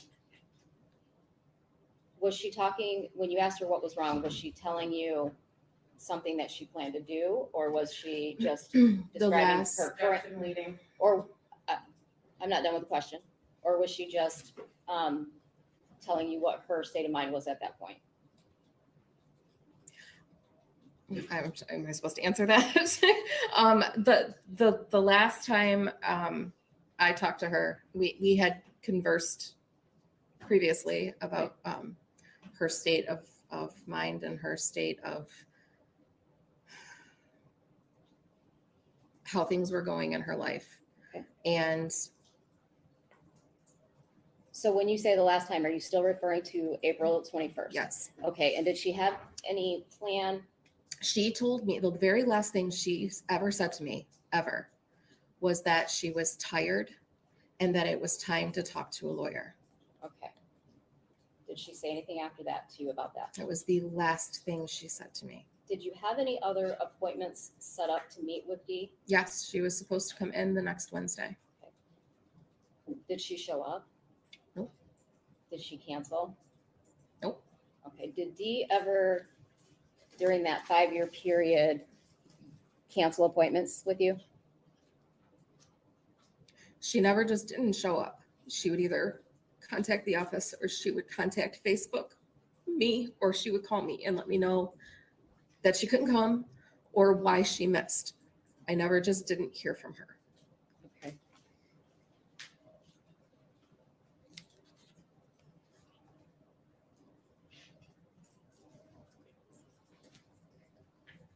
Now, I just want to clarify,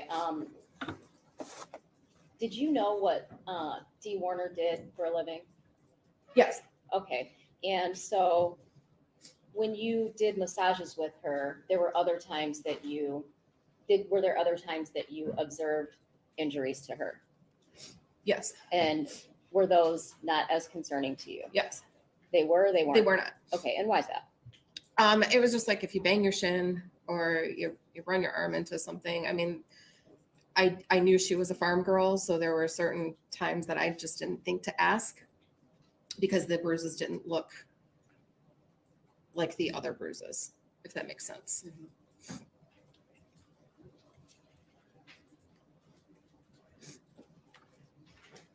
Did you know Dale Warner during the time that you knew Dee? I met Dale twice. And where would you have met him at? They're home. Is Dale Warner in the courtroom right now? Yes. Can you point him out and identify a color of clothing he's wearing for the record?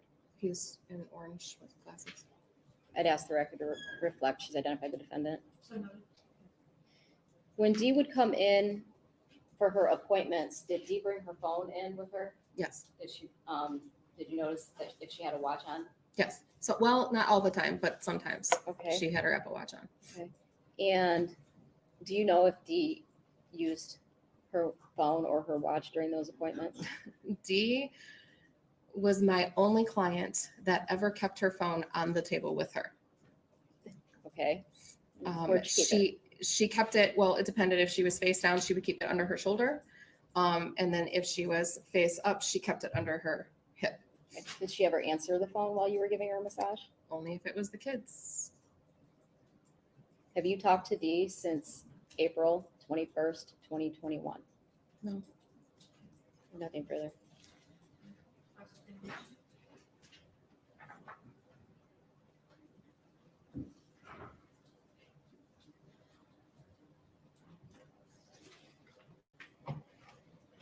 Good morning, Ms. Birdie. My name is Marissa Vinsky. I represent Mr. Warner, and I have some questions for you.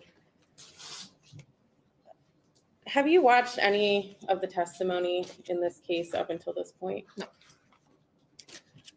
I want to get a baseline of how you got here in the first place. Who first approached you about this case?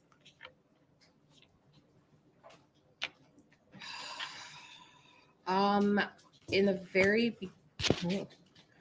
the very beginning, it was one of the detectives from the Lenawee County Sheriff's Department. Do you know when that was? It was just within a few weeks after she went missing. And you don't know? Do you know what the name of the detective I was? don't.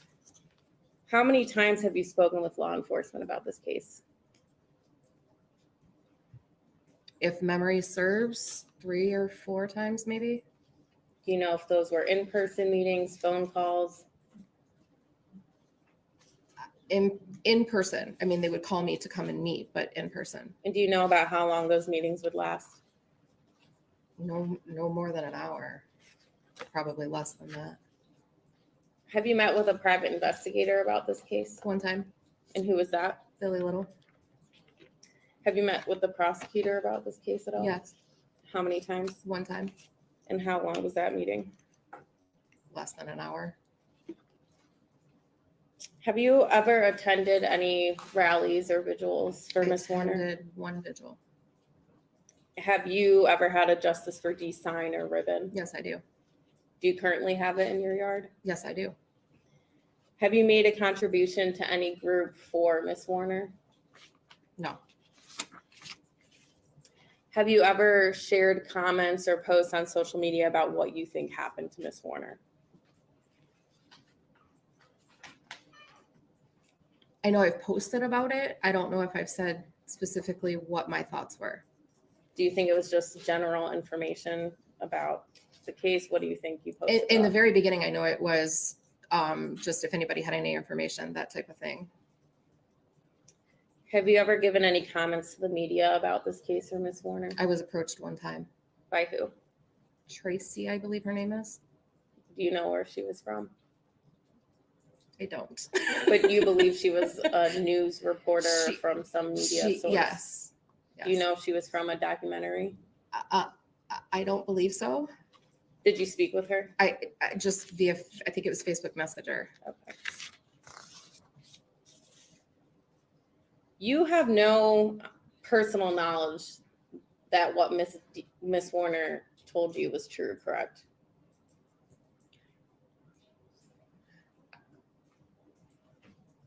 I'm not really sure how to answer that question.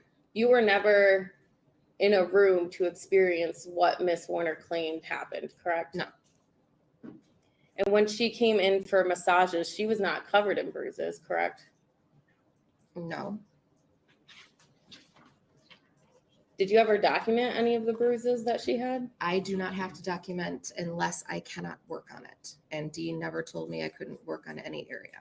You didn't have to document it, but you didn't feel it was necessary to document? Nope, not if I didn't have to work on it.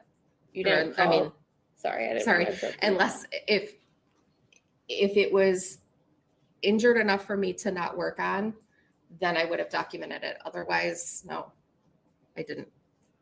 You didn't ever call the police about these bruises when I she am told also you? not a mandated reporter, and she was of sound mind. So, no, I did not call the police.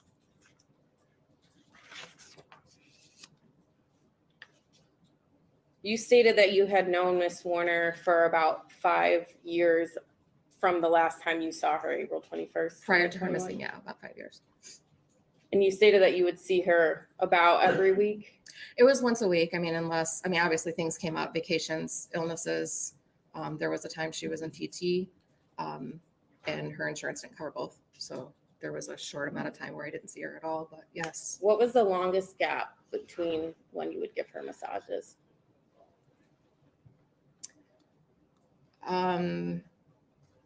If memory serves, when she was in PT, I think it was about a month and a half I didn't see her.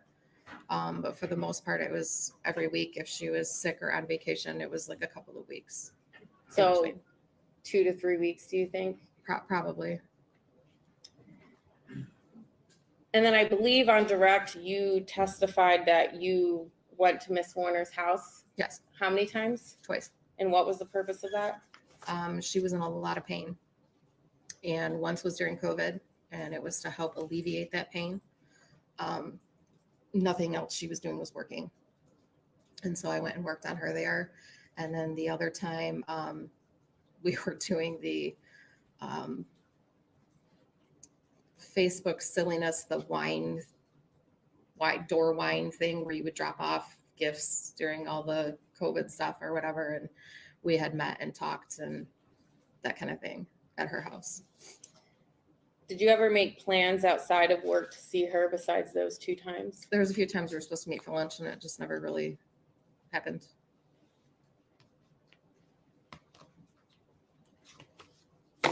Would you say the vast majority of your conversations happened while she was on the massage table? Probably. And how would you describe Miss Warner?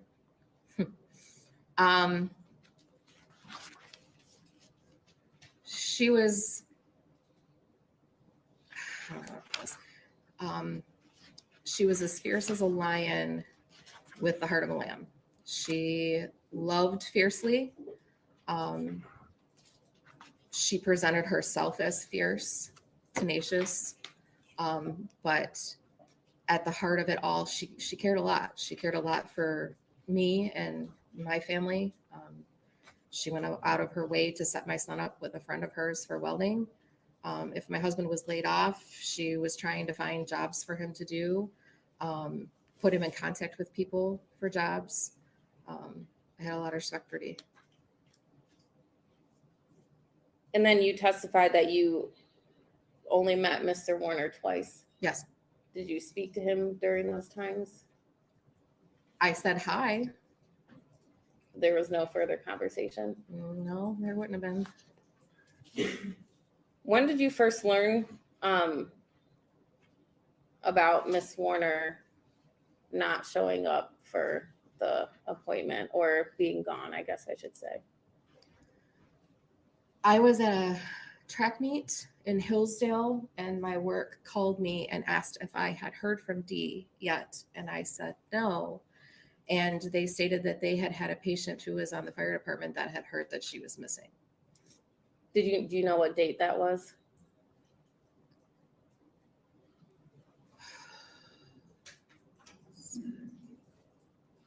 It was the following Friday. Okay. The following Friday of when Of your the massage was. Yeah, so like she missed her massage appointment that Wednesday. It was that Friday. Okay. And you had last seen her the previous week. Yes. For a massage. Yes. So it had been a little over a week since you had last seen her. Yes. When was the last time you spoke with her before that? The Wednesday before she went missing. Were you concerned that she didn't show up for her massage on Wednesday? At first, no. I mean, people, they're busy, and I know she was very busy, and honestly, it didn't cross my mind after I was in the height of track season with 3 kids that were competing. There was a lot going on that spring. Have you heard of the Facebook group Justice for Dee? Yes, Are you a member of the group? yes. What is the purpose of that group? To my knowledge, awareness, looking for her, trying to figure out what went on, keeping her name out there so people don't forget her.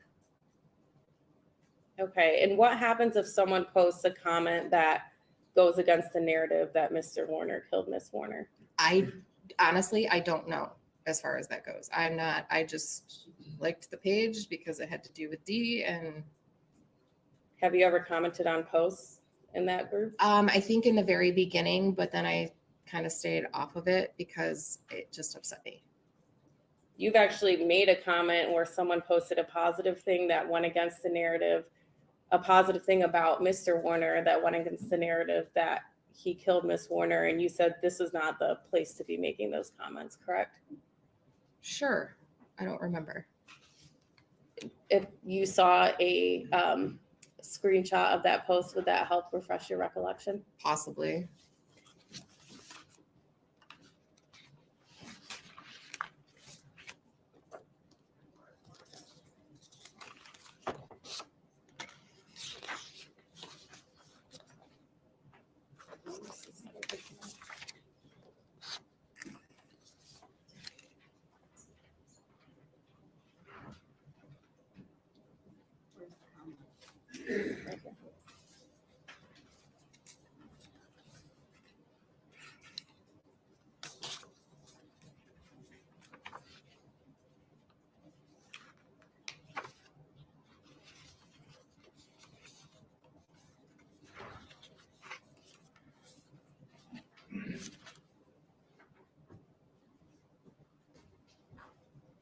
I just want you to read these to yourself. Okay. And then let me know when you're done.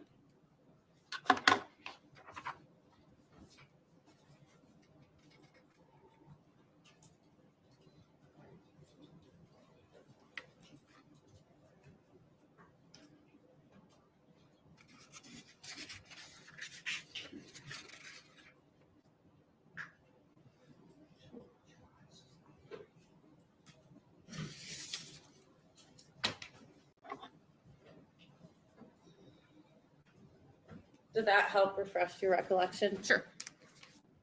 So have you made a comment when someone posted a positive thing about Mr. Warner that that was not the appropriate place to be making those comments? Yeah.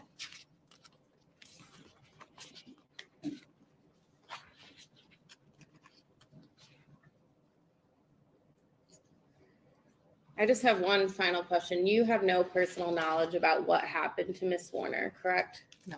You do not know where Miss Warner is? No. Okay, I have no further questions.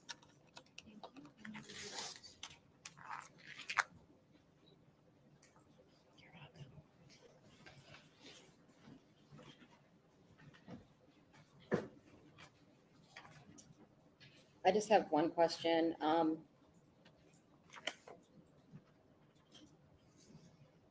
When you spoke with Miss Warner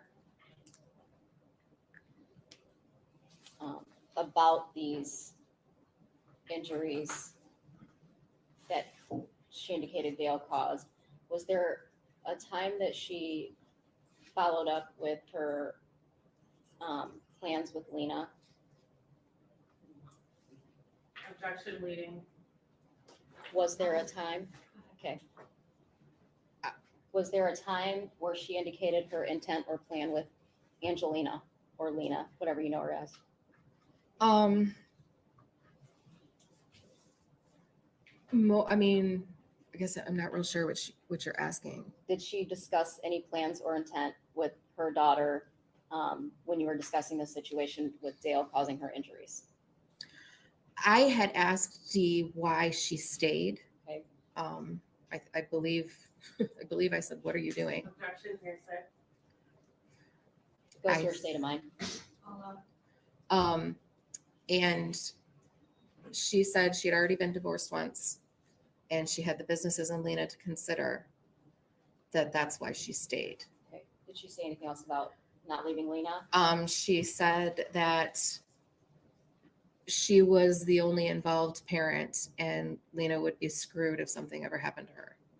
I have nothing further.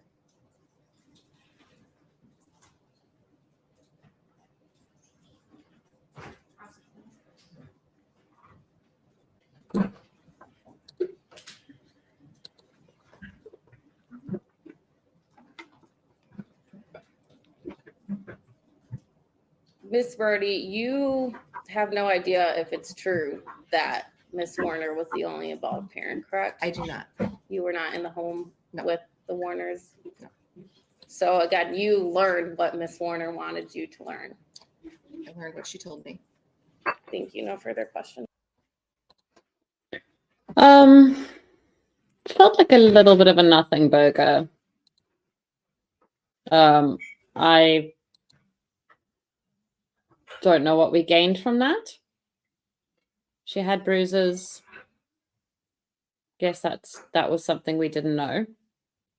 Renee, proud mama 4. Good morning. New here. Your channel showed up in my feed. What is this case about?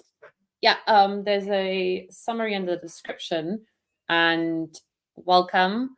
And this makes me so happy because they say that every 1 in 6 videos on your feed is a small or up and coming channel. So that makes me super stoked that it came up, because that means it's hit the browse page, which is fantastic. Renee, don't feel bad. A lot of people don't put the details in the description, and I really struggle to figure out what's going on. Not a good reason to stay, but so common. Also, the tricky thing is the most dangerous time in a DV relationship is leaving. Not the most tricky, the most dangerous. Oh, I didn't see that many because I was working on another tab. But I liked her sass. I also am going to have to do, I think we're going to have to do the analyst, because I don't know if a lot of other stuff will make sense. So we've got a cell phone analyst. Then we've got an employee. And we've got a criminal intelligence analyst. And then from there, it's the stuff that can't be interrupted. So I guess those are the choices. Phoebe is being so freaking naughty. Did you just hear her shout? Sounded like she was like, no.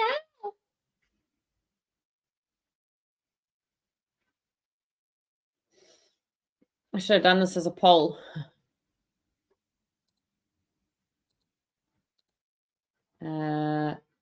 Let's do this. Who did I say there was? Cell phone analyst. Where is this thing?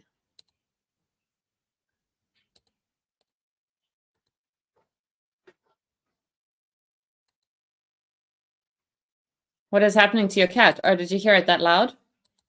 She is standing on the headboard of the bed, trying to get my attention. And because I was not paying attention, she screamed. Okay, who should we have next?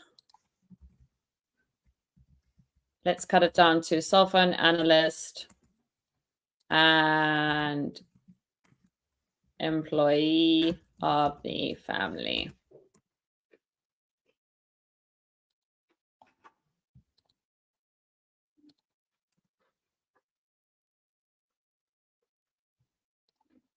Because the others, time-wise, one's 37, one's 57. There's not enough time before Recovery Addict starts to... And also, yeah, Karen is at 3. Oh, I love painting. I have so many. They're so fun.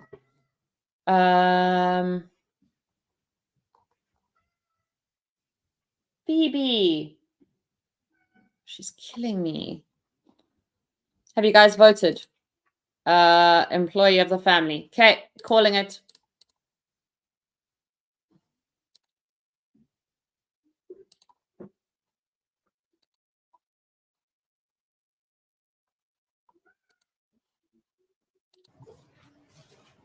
We are back on the record in state of Michigan. Oh, judge is beautiful.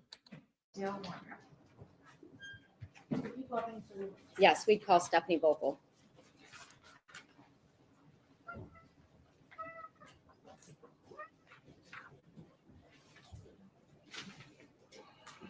Raise your right hand, please. Do you swear to tell the truth, the whole truth, and nothing but the truth to help you get up? Yes. Have a seat. Speak directly into the microphone, please. Spell your first and last name for the court. Stephanie Vocal, STEPHANIE, VOELKLE. Can you pull all the way up and speak as loud as you can? Yes. Thank you. Ms. Vocal, where were you working at in April of 2021? We're at Farms, DDW. Both of them or just one of them? Or? I believe it was DDW. Okay. And what was your role with DDW? I did accounts receivable, accounts payable, invoicing for DDW, a little bit of everything. I think I was Dee's assistant, right hand. When you say D, who are you referring to? Dee Warner. Okay. And at that point, April 2021, how long had you worked for Dee Warner? 5 years. What was your relationship with Dee like? Her and I were best friends, very close. Did you also know Dale Warner? Yes. Okay. What was your relationship with him like? I didn't really have one. I'm sorry, we can't hear another recording. I'm sorry. I didn't really have one. Sorry. Okay. No, it's okay. There's a loud noise that comes from this side of the room, so it's kind of hard to hear. How often did you talk to Dee? Every day. Okay. Did you guys talk by phone, by text, by messenger, tell me the methods of communications that you used? So I was in the office every day for 8 hours and with her in the office. And then out of the office, it would just be by text, usually. Was there any other methods of communication you used? Snap. What is Snap? Snapchat. It's an app that you send pictures or talk on. Okay. And when you use Snapchat, are you able to go back and look at your messages? No, they're usually gone. Like after you send something, they're like deleted. Okay. And is that a function of that particular application to the best of your knowledge? Yeah. Okay. And when did you start using Snapchat to communicate with Dee? Maybe a year prior to her going missing. Okay. Within that year. Okay. And was there a reason that you switched to Snapchat? Objection, relevance. It goes to the fact that her client was reading their messages, so they wanted to go to something different. It goes to Dee's state of mind. It goes. How? Oh, go ahead. It goes to Dee's state of mind, to the knowledge of the stalking and the trying to keep those conversations from him. So this witness would have no personal knowledge of that, but also under 8033, the rule does not include a statement of memory or belief to prove the fact remembered or believed. So if she's saying they went to Snap because she thinks something, she believes something, that's not admissible under the rule. I agree. I did hear her say, I think or I believe. You could re-ask the question. Yes. Do you know why you started communicating on Snapchat with Dee? And again, unless this witness has personal knowledge I of asked, it. do you know? I will allow it. She told me that she was Objection, going. hearsay. Okay.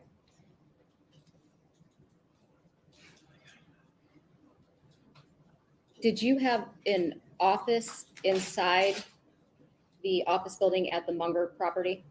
It was a open office Okay, with and- certain 3 desks. All right.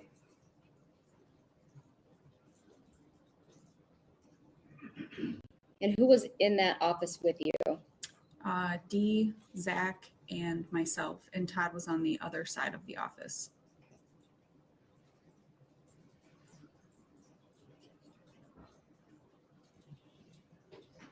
What's the longest period of time that you've gone having no contact with Dee? The weekend? Okay, so maybe 2 days? Yeah. Would you sometimes text or call on the weekends? Yes. Okay. Would you guys have, you and Dee have conversations about marriage?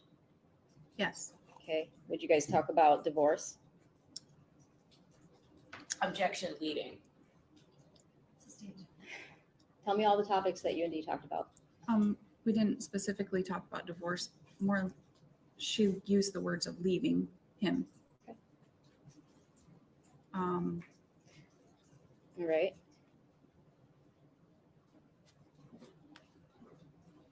Did Dee ever talk to you about a purchase of a home? yes. Okay. And do you know where this home was? Yes. Okay. Did she tell you her plan with that home? Yes. Okay. And do you recall when this conversation took place?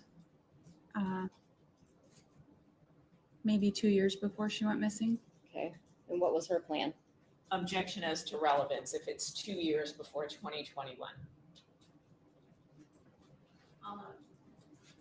Can you repeat the question? Sorry. What was her plan with the purchase of the lake house? She told me that it was like a way to escape or like a safe haven or Did she use those specific words with you? yes, she did.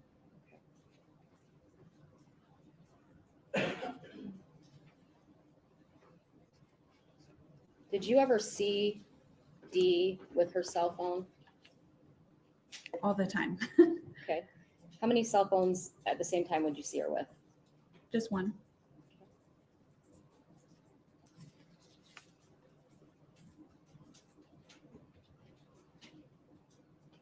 Did she ever discuss getting a second phone with you? She did. To the best of your knowledge, did that purchase of a second phone ever happen? No. Okay. And do you know who was the one that was looking into purchasing that phone for Dee? That was me. She had asked me to look into pricing and trying to find one for her. Yes. Okay, so up until April 25th, 2021, did you ever purchase that phone? No. When was the last time that you saw Dee Warner? Friday, April 23rd. Okay, and where was that at? That was at the office on Munger. And tell me about Dee's demeanor when you saw her. Nervous, trying to prepare herself to talk to Todd. And what time was that at approximately? It was after 3 o'clock. After 3, okay. And was Todd there at the office at that time? Yes. Now, I don't want you to tell me what was said, but do you know if Dee and Todd had a conversation? Correct. And do you know if it was a heated conversation? Yes.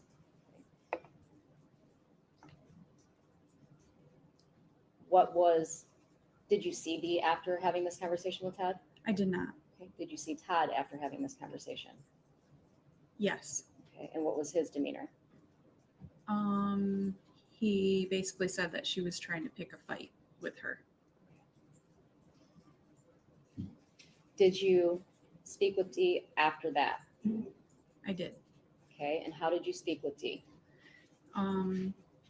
She told me that he immediately blew up at her. Objection as to hearsay.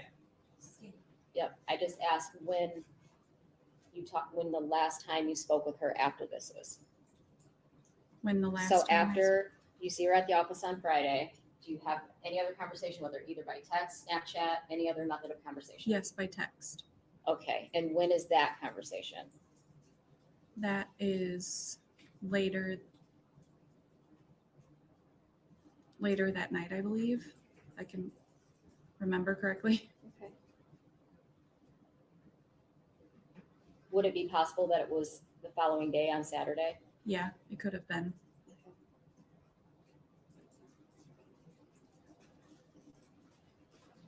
And if you said in one of your first interviews that it was actually Saturday, would that be more accurate? Yes. Okay, Yes. great. Do you recall what the nature of the conversation you had with Dee was on the 25th? Yes. Okay, and So I'm sorry, I thought this was Saturday. Saturday, You indicated the 25th, and so Saturday is the 24th. 24th. I Okay, just wanted apologize. to be Yep. clear. 24th. So Saturday, the 24th, Yes. tell me the nature of the conversation. Her first text to me was, "I've had a rough day." Objection. I just want to know, I don't want to hear necessarily the substance just yet. Okay. I want to know what the basic topic of conversation was about. The basic topic of conversation was Todd and Terry. Okay. And did she seem upset, happy, sad, mad, anything in those conversations? It's very via upset. text, I think. So I don't know how she would know that. It'd be a text. I'll let her explain if she has an opinion. Do you have an opinion as to whether she appeared to be in one of those moods during that conversation? Yes, she was hyperventilating and throwing up Okay. Excuse me, is this via a text message? via text message. Okay, then she wouldn't know that because that would be hearsay communication from Ms. Warner. So I moved to strike. Okay, so hold on. So Miss Warner told you she was hyperventilating and what? Throwing up. How is that not a present sense impression or a then existing? I'm sorry? You did respond to the hearsay objection. I didn't have an opportunity to. I'll allow it. I'm sorry. She told you she was, Throwing up and hyperventilating. Okay. Yes. okay. Did Dee, during that conversation on Saturday, tell you what her plan was for that night?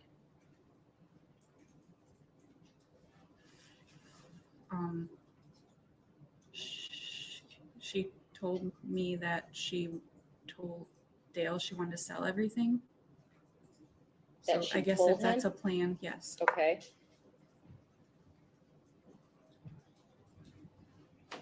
Did she say they were going to have a conversation about it that night, to the best of your recollection?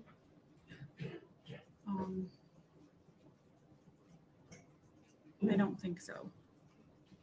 Then I moved to strike as being hearsay because it would not fall under 8033 as a plan. It would be a prior act. I agree.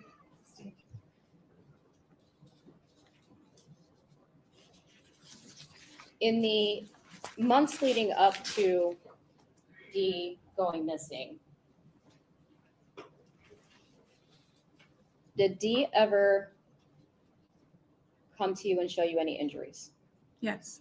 Okay, and when was that?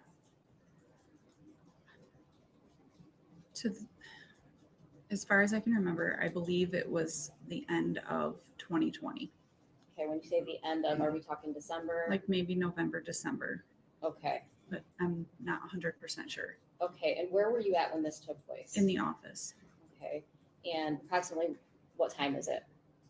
in the morning. Okay, and what did you observe?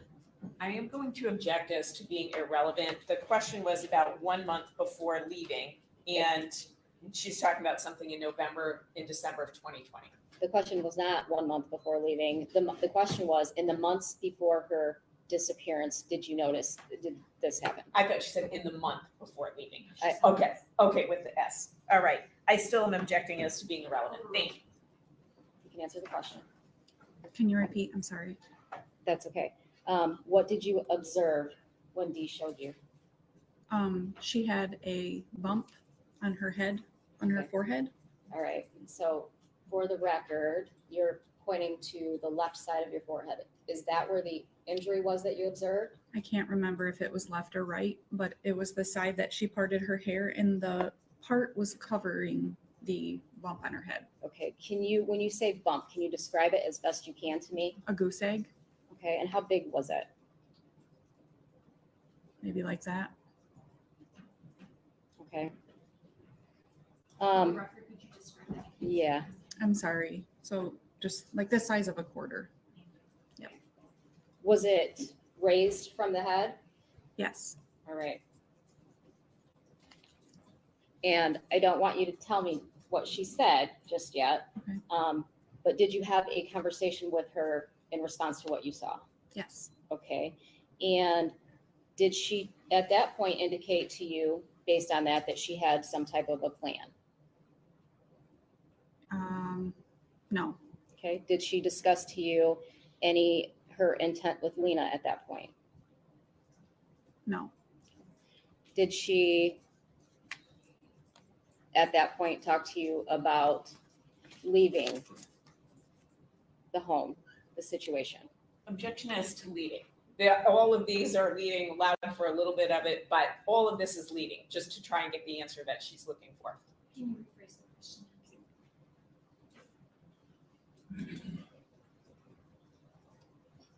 Based on what you observed,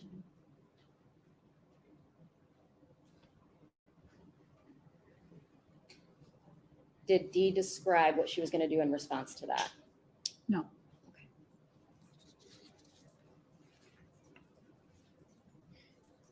Did Dee ever speak to you about Lena and the current situation she was in, as far as her plans or what she wanted for Lena moving forward? Yes. Okay. And what was her plan or intent with Lena? I'm going to object to did she ever speak to her? It sounds like they had a years-long relationship and friendship. So without narrowing down, I'm objecting as being irrelevant and hearsay. Can you clarify the timeline? Sure. When approximately did you have this conversation with her? I really don't recall. Okay. Can you put it in relation to the time you saw the goose egg approximately? Can you relate it to that at all?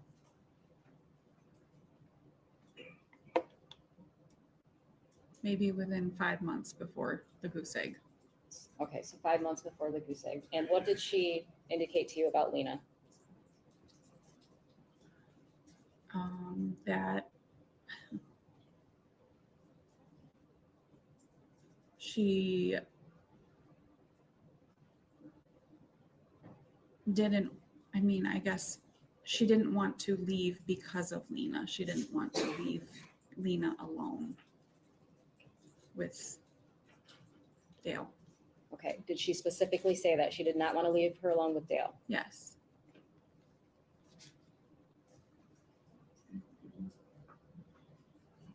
Let's go to the morning of Sunday, April 25th. Do you see Dee that day? No. Okay. At some point in time, you get a phone call, correct? Correct. Do you know approximately what time that is? Yeah, it was around like 10:30. Okay, and who was that phone call from? Raquel Raquel. Bach. Okay, and based on that phone call, what did you do? After the phone call, Correct. I called Dale.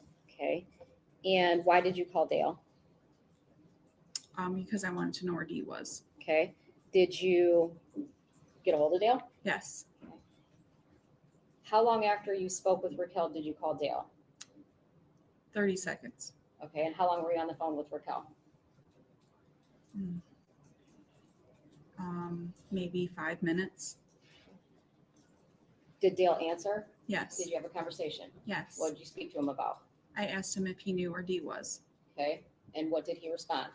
He responded with, she's upset with me. We had a fight last night. Last time I seen her was at 6 this morning when I got up to go spray. Okay, did he describe that fight to you? Not then, no. Okay. And then what happened? I just told him that Raquel was looking for her, and he said I would call Raquel, and that was it. Okay, did you at that point in time go to the Munger Road home? No. Okay. When was the next time that you spoke with Dale? Later that night. On Sunday night? Yes. Do you recall approximately what time this is? Maybe 6, 7 o'clock. Okay. And did he call you or did you call him? He called me. Okay. And what did he call you for? What did he say to you? He called me and asked me if I knew if Dee was having a blood test, if I remembered if Dee was having a blood test the prior week. And he just had said she was acting weird the night before, and something about just if I remembered she was having a blood test, because I really don't know why. Okay. Did you know anything about this blood test? No.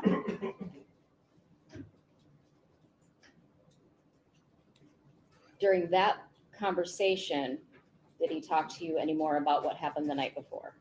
No. Okay. So when's the next time you see or speak with Dale? I believe it was Tuesday. Okay, Tuesday the 7th? 28th or 27th, you're Okay. correct. Okay. And in person, on the phone, how do you speak? with him? In person Where at? at the office Okay. And approximately what time is this? in the morning, about around 9 a.m. Tell me about that conversation. Where are you at? What are you doing? Are you sitting, standing? You know. I believe Tuesday it was just a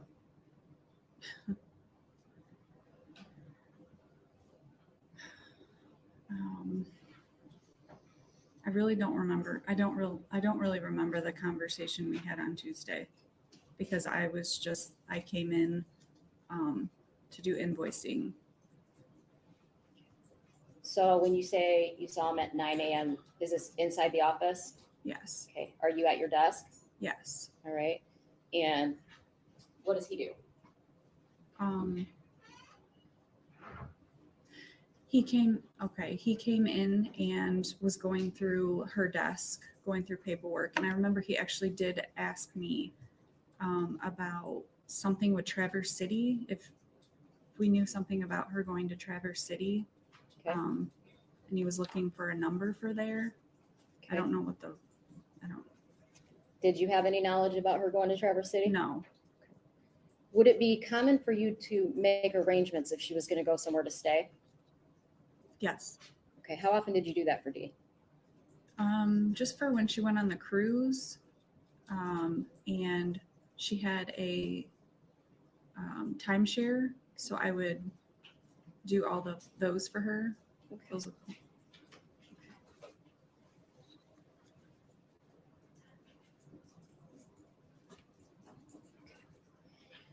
During that conversation on the 27th, did Dale speak with you about the fight the previous night? I don't believe it was that day. Okay. At what point in time did you leave DDW? Or are you still there? No, I'm not there. Okay, when was your last day? My last day was June of 2021. Okay, so between April 27th, 2021 and your last day, how many conversations do you think you had with Dale? In-depth ones, probably maybe 2. Okay, let's talk about the first in-depth conversation that you had with Dale. Do you recall when that was? I believe it was maybe the week after she went missing. And he came into the office and sat next to me. Okay. And asked me if I knew who would pick her up and not tell anyone. Okay. Did he talk any more to you about that? And he also, yes, he went into about what happened actually that night, and if I had heard what had happened that night. Okay, so when you say that night, what night was he referring to? April 24th. Okay, and did he explain to you what he believed happened? Yes. All right, and what did he say to you? He told me that him and Dee had a fight, that he felt like she was trying to pick a fight, and she was irate, and that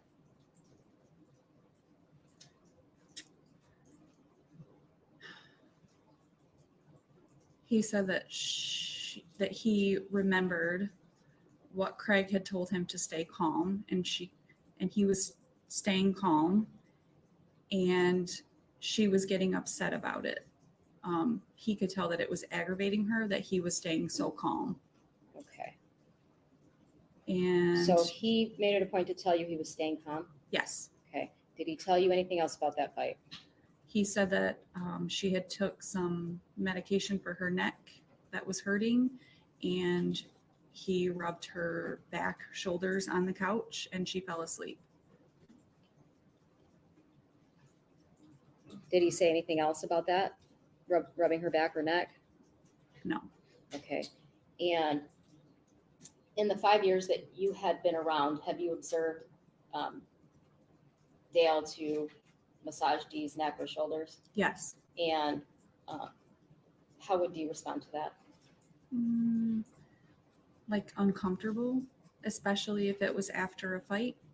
Okay. When you say uncomfortable, can you describe what you mean by that? Kind of like shrugging him away. Okay.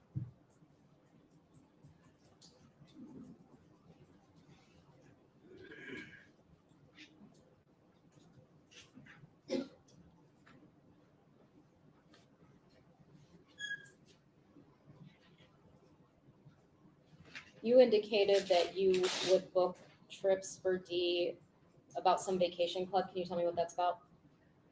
It's a timeshare that they had bought, and they had so much time left to book vacations. They had a deadline, and one day I was on the phone and working with Dee, trying to book them all before the end of the deadline. Okay, when you say all of them, how many trips were there that you had to book? I can't remember exactly how many there were. They were probably maybe 10. Okay, and do you remember how many of those trips were booked for after April 25th, 2021? I want to say 2. Okay, and the remainder of those, so the other 8 would have been before April 2021. Is that Yes, and there was some into 2022. okay? How many were into 2022? Maybe 4. Okay, so in 2021, I just want to be clear, 2021, there's 2 trips, Yes, and 2022, you think there's 4. yes. And when the 2 trips you booked in 2021, were those just trips for Dee, or are those trips for the family, or Dee and Dale, or? For both, for all of them, yes. Okay, I believe the one in December was just, I could be wrong, but the one in December was December 31st, and it was for just Dee and Dale. okay. Same question for 2022. Out of those 4 trips, who were those trips for? I believe all of them, all Okay. 3 of them. Okay.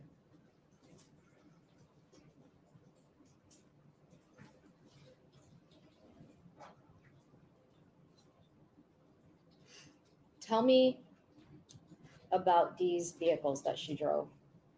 She drove a Caddy, and she drove a Cadillac and a Hummer. Okay. And how often would she drive the Cadillac? That was her main transportation. Okay. Do you know then if you can estimate how often you would see her in the Hummer? Not very often. The only time really was after maybe they went on vacation, because they took it down to Florida, and when they would come back, she would drive it a little bit. And then I would take her in the I would drive the Hummer and follow her in the Caddy to the body shop. Okay. And pick her up with the Hummer for the Caddy to be worked on. And that's pretty much it. Okay. Did you have a conversation with Dale about Dee's wedding ring? No. Did you see Dee's wedding ring on her finger? Yes. Did you ever see Dee without her wedding ring? No.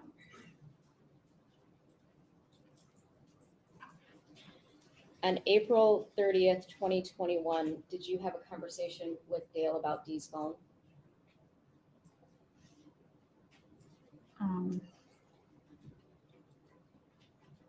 Dee's phone? Correct. I don't believe so. Do you know if at that time Dee had just purchased a new phone? In At April what of time? 2021, do you know if the phone that she had was a new phone? I do not. I don't recall.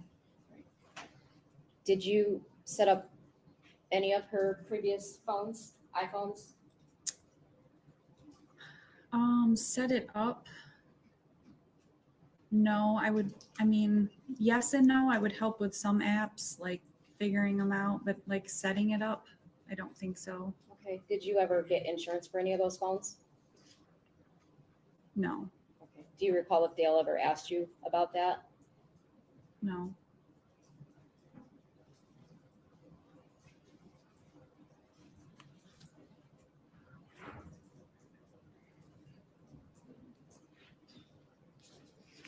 Since April 24th, 2021, have you seen Dee Warner? No, Have you heard from Dee Warner? no.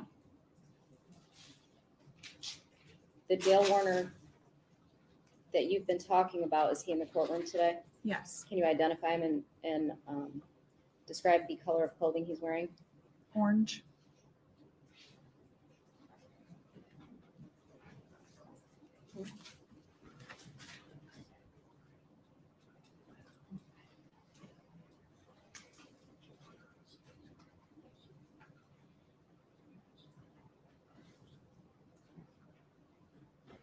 When you were looking into purchasing a new phone for Dee, do you recall what you were looking for specifically in a phone? I was looking for an iPhone. A little like under $1,000, she said. Any particular company? I want to say that it was either T-Mobile or Cricket. Thank you. I have nothing further. Thank you.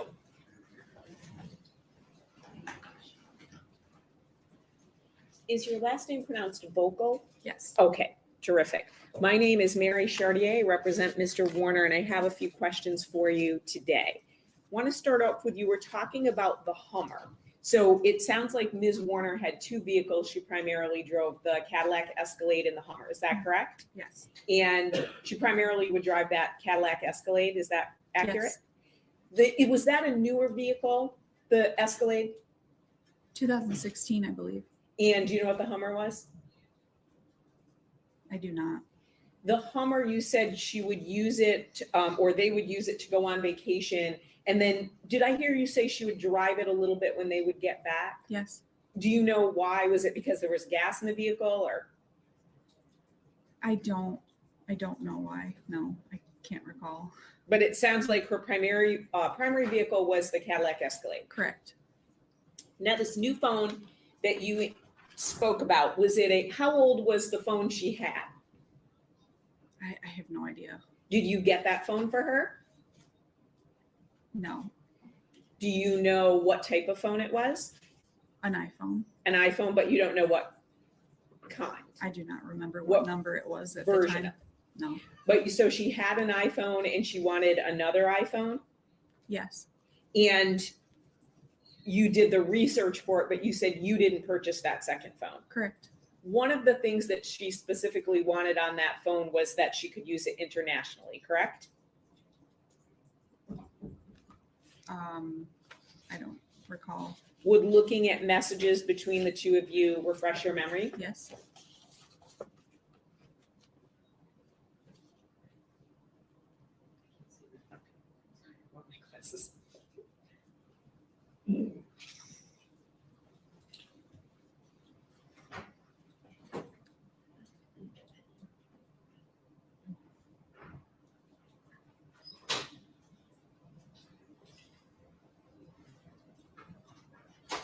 Okay.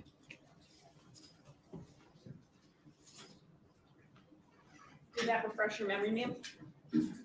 A little bit. So in December of 2020, Ms. Warner specifically wanted a phone that would work internationally, meaning outside of the United States, correct? Okay, Is that yes? yes, And you may not have purchased that phone for her, but you don't know if she purchased a phone herself, I correct? do not. The two of you, you described yourself, I just want to make sure, as friends, as well as she's your boss and you're her staff member, correct? Were you friends the entire time you worked with her, or was it a gradual buildup? A gradual buildup. Did you socialize outside of work? Yes, Did you travel together? yes, Did you receive any sort of financial assistance from her in addition to your regular paycheck? yes. Would you tell me what that is? She loaned me some money for a down payment on my house. Anything else? I don't believe so. When you vacationed together, did she pay for you to go? She paid for some of it, yes. As her, you said as her assistant and her right hand, is that correct? Correct? Did you ever sign any documents for her? Yes. What were those documents? If she wasn't in the office, she would have me sign the paychecks for the drivers. What else? Anything else? No, I don't recall. Did you ever sign any documents that were then went on to be notarized? Oh, yes. And what Yes. was that? I couldn't tell you. I don't remember. Do you remember how many times you did that? Not really. Could be more than one, Yes. more than 5, Yes, more than 10. probably, because I was a notary for her, so. So you would sign in, then notarize. Yep. More than 20? Maybe. Could be. Okay, so we're getting up there. Too many to count, I guess, correct? Yeah.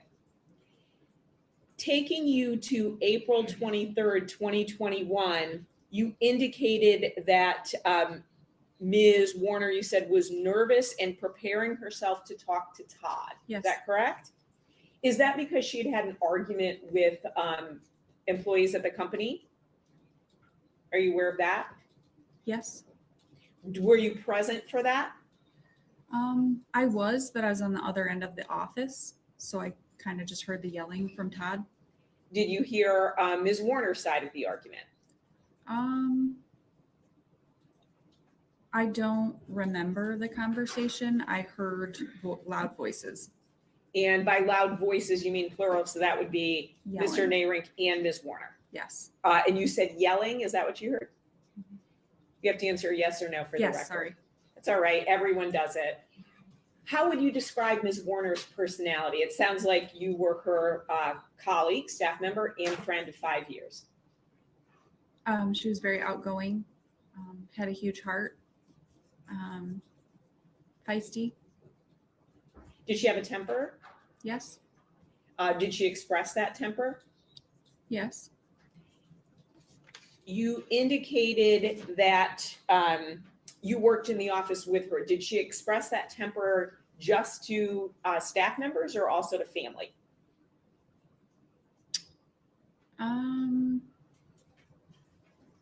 Both, I guess. And who in the family would she express that temper to? Dale? Did you witness that? Yes. And would she raise her voice to him? Yes. You indicated that Mr. Warner told you that Craig told him to stay calm. Do you know who Craig is? I do. Who is that? Their counselor. Their counselor? Yes.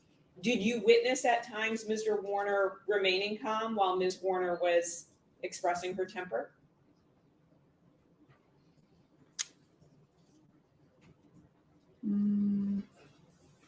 For maybe a small period of time, yes. What do you mean small period of time? What I mean is like when she was yelling, he was kind of calm and listening, but then it would escalate. Would he walk away? In certain fights, they would both walk away. You described what Ms. Warner told you about a goose egg you said on her head, about a quarter size. You didn't witness that, correct? Witness it happening? Yes. No, So you only know what she told you. and saw on her head, yes. Right, and so on her head. So for example, if I have a bruise on my hand, you have no idea how I got it. If I tell you I got it from banging it into this podium, unless you see it, you don't know if what I'm saying is true, correct? Correct. So anything that Ms. Warner told you about her relationship or anything that's going on, unless you personally witnessed it, you don't know if it's accurate, correct? Correct. You indicated Mr. Warner asked you about a blood test, but you didn't know anything about it, correct? Correct. Is it possible that she had a blood test and you didn't know about it? Yes. And is it also possible she said she had a blood test, but she didn't? Yeah. You stated that you booked travel arrangements for Ms. Warner, and you specifically mentioned a cruise and a timeshare. Were you aware Ms. Warner would leave her home for periods of time without Mr. Warner? Yes. To go pick up her daughter, to go to the store. Like, what are we talking? Sorry. Sure, yeah. General question on my part, that she would leave for at least one night, sometimes multiple nights, that she would leave her home without Mr. Warner. Are you Yes. aware of that? But she would tell people, yes. Great. Didn't ask you that though. You're aware that she would leave, right? Yes. Where would she go? Do you know? Sometimes she stayed at the house on Sand Lake. Is that the lake house that her son had? Yes. Where else?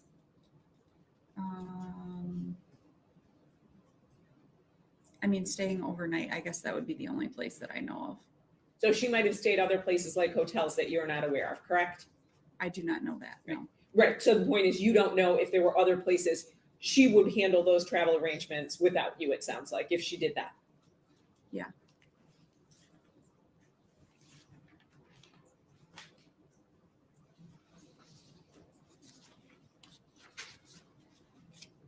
Who first interviewed you about this case? Do you remember? Detective Greca. Detective Greca, do you know when that was? I believe it was the Tuesday after she went missing, but I could be wrong. Do you know how many times you've been interviewed by or even communicated with law enforcement? How many times? I do not. More than 10 or less than 10? I probably more than 10, maybe. Have you spoken to the prosecutors in this case? Yes. How many times? Twice. When was the last time?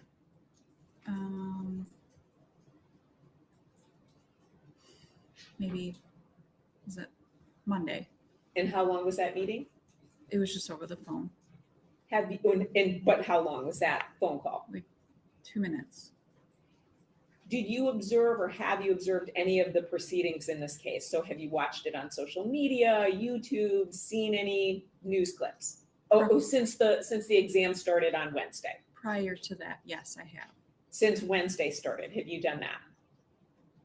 Prior or forward? So Wednesday on, have you seen Oh, no. any hearings or anything? Why did you say, oh no, like that? You seemed pretty adamant about that. Well, because I thought you meant back. Okay, no, but when, I'm sure you watched the news, which we'll get into in a minute, but as it relates to these proceedings that started on Wednesday, you haven't read anything, watched any news coverage, watched YouTube, anything like that? No. And why is that? I don't know. Were you told not to do that? Oh, yes. Okay, great. So you thought that it would be improper to do that? Yes. And you followed that rule? Yes. Prior to that, there was, no one told you not to do that. So of course you did watch news media, Correct. right? Right. No, and again, nothing wrong with watching the news. I just wanted to make sure once the hearing started, you didn't, and it sounds like you didn't. Are you a member of the Justice for Dee page? Yes. And have you commented on that? Probably. Have you gone to any vigils, rallies, anything like that for Ms. Warner? Yes. Have you spoken to any news media or documentary crews? I don't think so. Have you given any statements to the media at all? Yes. Do you have a Justice for Dee sign or a ribbon in your yard? Yes. Do you have a bracelet at all that you I wear? do. Have you spoken to any private investigators about this case? Yes. And who was that? Billy Little, and I don't remember the name of the other two. Were you responsible at all for finding a private investigator? No. So that was handled by someone else? Correct.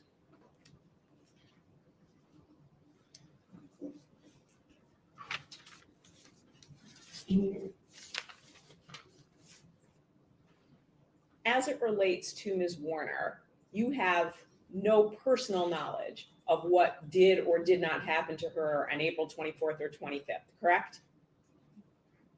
That I see, no. And so you don't know, as we stand here today, when you sit and I stand, where Ms. Warner may be, correct? No. I have no additional questions. Thank you. Yes.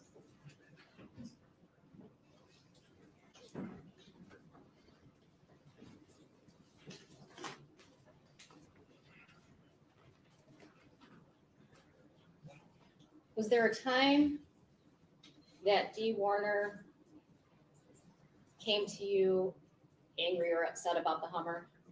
Objection leading. I'll allow it. About the Hummer? Correct.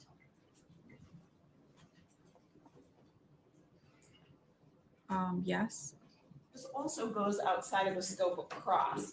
She So object- she did bring up the Hummer and the Cadillac and when she drove the Hummer and when she drove the Cadillac. In response to questions that were asked on direct. It's not like I brought up a new topic. The prosecutor spoke about the Cadillac and the Hummer. I wanted to clarify what I felt was an unclear answer by Ms. Vogel. I didn't go into any arguments about it, just about driving it.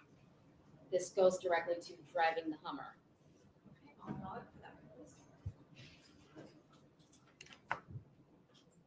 Was there a time that Dee came to you angry about the Hummer? Yes. Okay, and at that point, do you recall when that was? I don't. How'd she appear to you? She was frustrated. Okay. Did she have anything in her hand or anything else? I am going to object this to relevance because we don't even have a time frame here. Counsel, can you clarify? She said she's not sure of the time, but can you estimate for us? Maybe within the year before she went missing. Okay, Just get it allowed. The year before she went missing. so 2020? Is that a yes? Yes, sorry. Okay, no, it's okay. And where's this conversation at? In the office. Okay, and what does she have with her? She actually showed me I believe she showed me a picture of, no, it wasn't a picture. I'm sorry. She showed me the actual thing that they found on her Hummer. Okay, and what was the thing that was found on the Hummer? It appeared to be like a tracking device, she thought at the time. Objection as to hearsay. Unless she has personal knowledge of what it is, I would move to strike. I would say, I'm sorry, Can you ask her some additional? absolutely. So you say, I'm assuming it's a GPS device? Okay, why do you make that assumption? Do you have any knowledge? How do you know that? I don't know that, but that's what she was saying. Then objection as to hearsay. Sustained. And based on that conversation, do you know if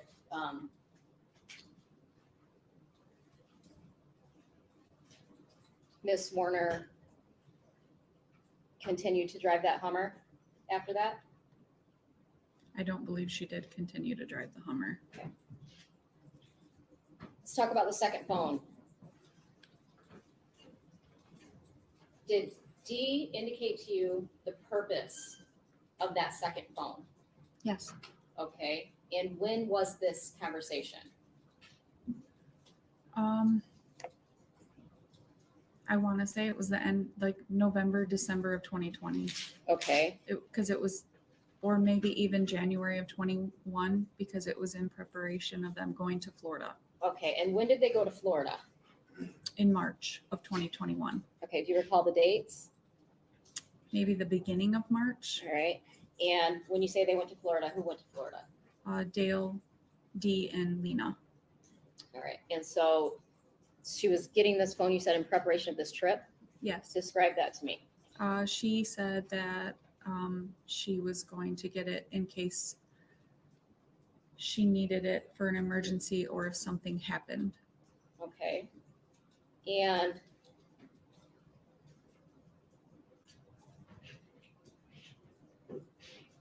during this trip, do you know how long they were gone to Florida? I think 2 weeks. Okay. But you have no knowledge of a purchase of a phone in Florida? No.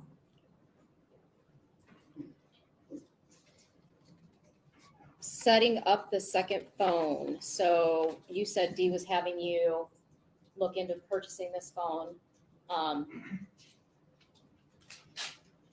Do you know if she wanted you to set that phone up?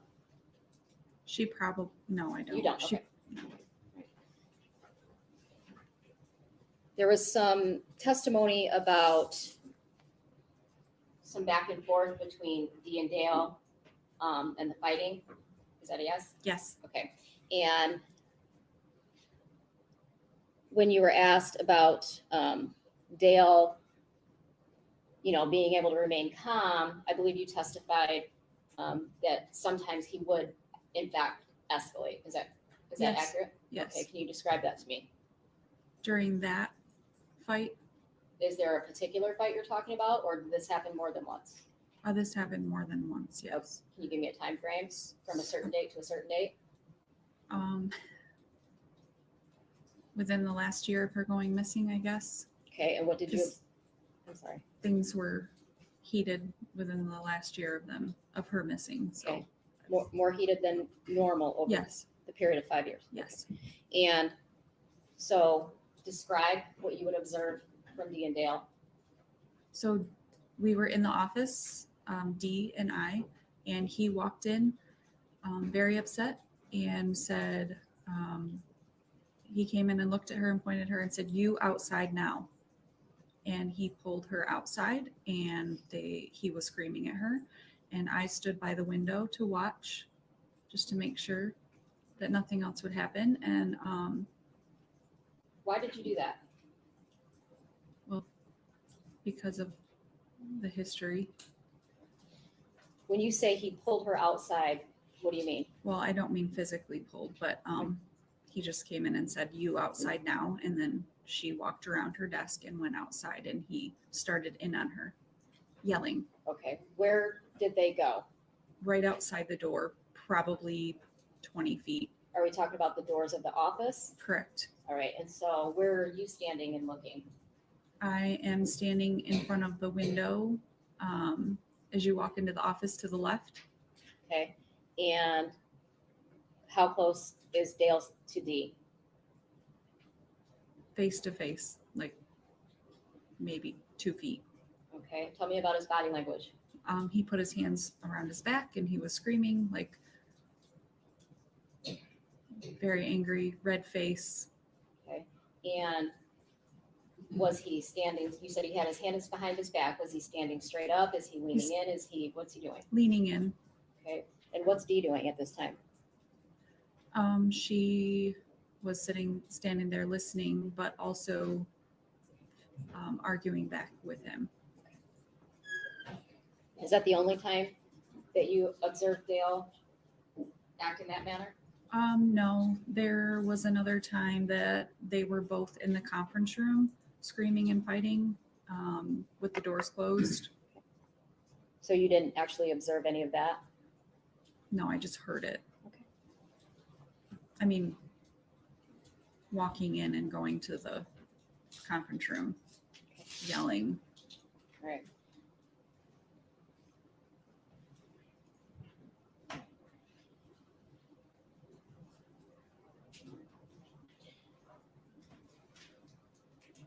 I believe Ms. Chartier asked you about the argument between Todd and Dee on that Friday, correct? Yes. Okay. And she asked you about a fight with Terry and Terry? Yes. I did not ask about Terry and Terry. Oh, I didn't, those names didn't even come out of my mouth. Okay. Okay. So you don't know what the topic of that argument was? Between her and Dale. Yeah. Or no, her and Todd. Between her and Todd, I do know, yes. Okay. How do you know that though? Text messages. Okay. From Dee. Okay. Now, you testified that you were aware of times where Dee would leave and stay the night at the lake house, correct? Correct. Okay. During those times, would you still be in contact with Dee? Not every time, but yes. Okay. Would she come to the office to the best of your knowledge when she was staying at the lake house? Yes. And do you have any knowledge of how long she would be gone from the home for? It was usually just overnight. Objection as unless she has personal knowledge of how long she will be gone for. How do you know that? Because sometimes it could be on a weeknight, and if it was on a Tuesday and she stayed the night at the lake house, she would be at the office the next day. But again, I don't know how she would know that unless she went to the lake house, observed her there for a night or two, and then saw it when she went back to Munger. So I don't think there's personal knowledge. I have nothing further. Thank you. Ms. Vokel, you indicated that you don't think that Ms. Warner drove the Hummer after she had this device in her hand, correct? Correct. But the Hummer was driven after that point in time, right? For vacations and things? Okay, the time frame, I don't. Well, you're the one testifying. So you said you didn't know the time frame, and then you said you think it was 2020 when she had this device in her hand. So when do you think that occurred? When she showed me the device, like a year prior, I really don't know. Okay. So in the year from when she showed you that device to April 24th, 2021, do you know if the Hummer had been driven at all? Okay, yes, now that you have that big of a time frame, yes. Right. So the Hummer had been, that's what I'm trying to get at. The Hummer had been driven in that time frame, correct? Correct. And the new phone, I was a little confused about your testimony on redirect. You're saying she was going to Florida and she wanted a new phone? Yes. Why would she want an international plan if she's going to Florida? Do you know? I have no idea. I don't even remember that. Okay. And actually, she wouldn't even need a new phone for that. She would need a new plan, right? Objection, counsel's testifying. No, I'm asking her. Is that correct? She's the one researching it. I only researched the phone. You only Like researched the price. phone? Yes. Okay. The arguments that you described, you saw a husband and wife verbally argue, correct? Correct. Thank you. Nothing additional.